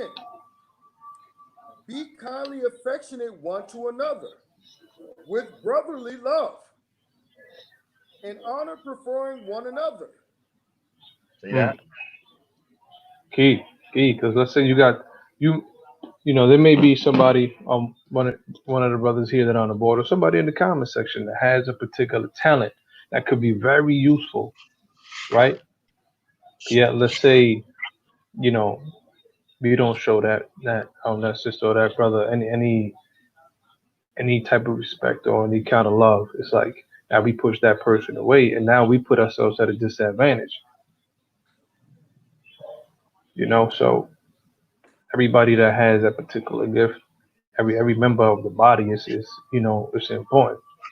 You know, some of us may look at the pinky toe like it's not that important to the foot, but listen, man, I had a diabetic grandfather who died years ago, and I seen him go from having two legs to no legs, process by process, piece by piece. It started off with a pinky, changed his whole walk, had to get special shoes. Then it started off with his pinky and then the toe right next to it. Then it went had to take off one leg. Then I went from taking two legs off. So those you started losing members little by little. So every member is important, especially in these last times when things just, you know, like I said, we see it keep getting worse and worse, and it's just gonna continue to. So I just wanted to bring that out, the importance of it, because those are the things that we see happening. Those are things that are continue to increase. So that's the main thing to really focus on. Con. So if anybody Right. got any closing statements, you know, let's bring it out. Hey, here's what I want to do. Just give people a couple of precepts because everything we bringing out, everything that all the brothers are bringing out, spoke eloquently, and all the great precepts and all of that. The purpose of what we're trying to do, we're trying to get the kingdom, and we can't get the kingdom being individualized. You know what I mean? When we go to, I would tell brothers and sisters to read Second Ezra chapter 40, in regards to what the goal is when Yahweh Shai approves us and places that crown on our head. You know, when we have that white garment. You can also precept that up with 2 Timothy chapter 4, 5 through 8 in regards to the mission, and then also the wisdom of Solomon 5 and 16. So if you don't mind, let me read 2nd Ezra 2 and 40 real quick. And then I'll pass it on to the next brother.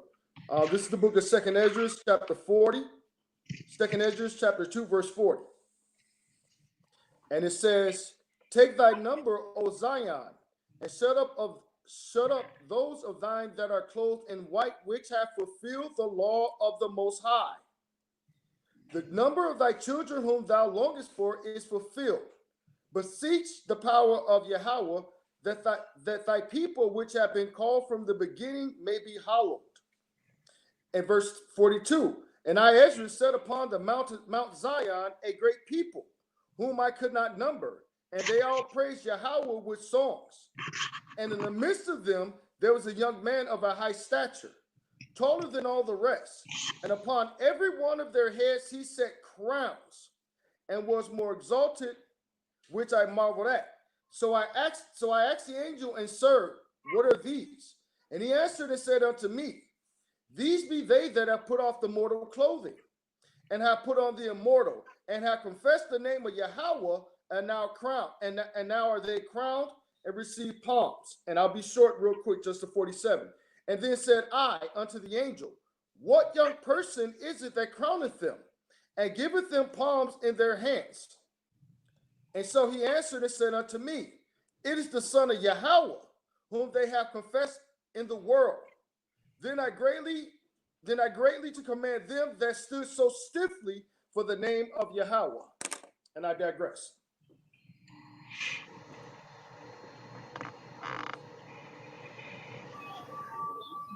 All great precepts, and like brothers mentioned before, like Abba mentioned before, there's many more. There's a plethora of other precepts that could be brought out. Scripts just always stress that particular matter, especially as it attains to the latter times. Anybody else have any closing statements? Nah.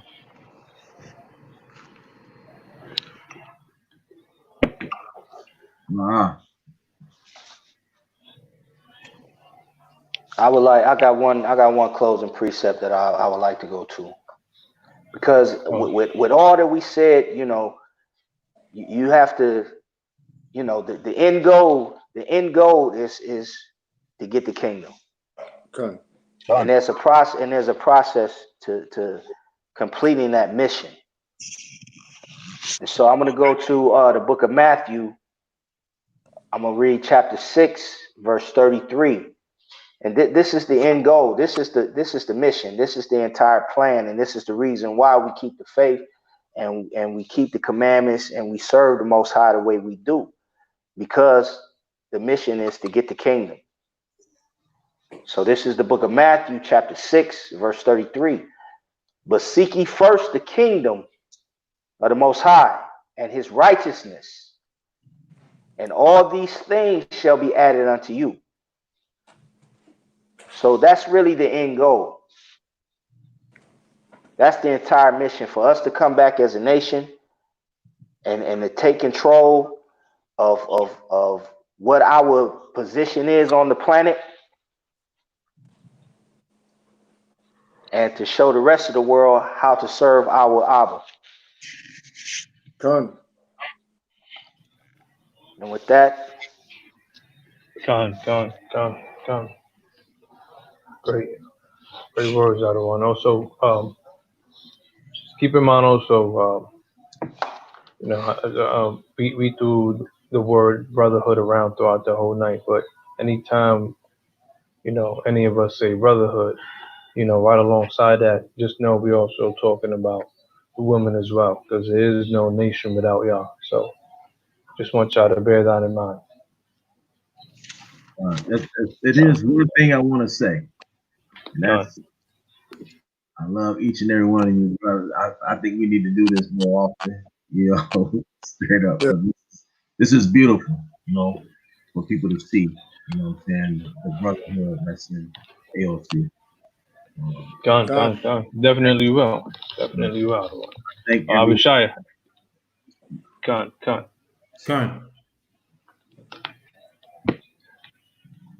What's that? No, just if you got anything to say before you close out. But if somebody can just get the book of Matthew 26 and 6. I got you, Ken. Got anything else to say? All right, Matthew 26 and 6, King. Got you. All right. This is the book of Matthew, chapter 26, verse 6. Now, when Hamashiach Yahawah was in Bethany, in the house of Simon the leper, there came unto him a woman having an alabaster box of very precious ointment, and poured it on his head as he sat at meat. Verse 8. But when his disciples saw it, they had indignation, saying, what purpose is this waste? Verse 9. For this ointment might have been sold for much and given to the poor. Verse 10. And when Yahawah understood it, he said unto them, why trouble ye the woman? For she has wrought a good work upon me. For ye have the poor always with you, but me ye have not always. For in that she has poured this ointment on my body, she did it for my burial. Verse 13. Verily I say unto you, wheresoever this gospel shall be preached in the whole world, there shall also be this, that this woman has done, be told for a memorial of her. So this gospel being the good news, that we will overcome, we're fighting from victory, not for victory. You know, it's already set, right? So, we bring this out to, show love for that sister that anointed Yahweh Shai, the king, for his burial. And so with that, I'm going to say shalom, peace and prosperity to the true children of Israel. Double honors to the elders of AOC that rule well, and death and destruction to our enemies. Con.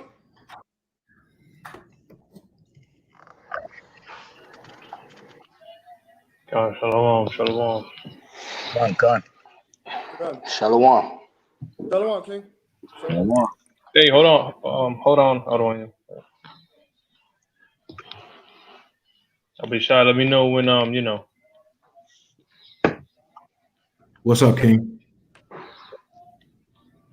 Okay, Con, I got you. Shalom, Israel. Shalom. Shalom.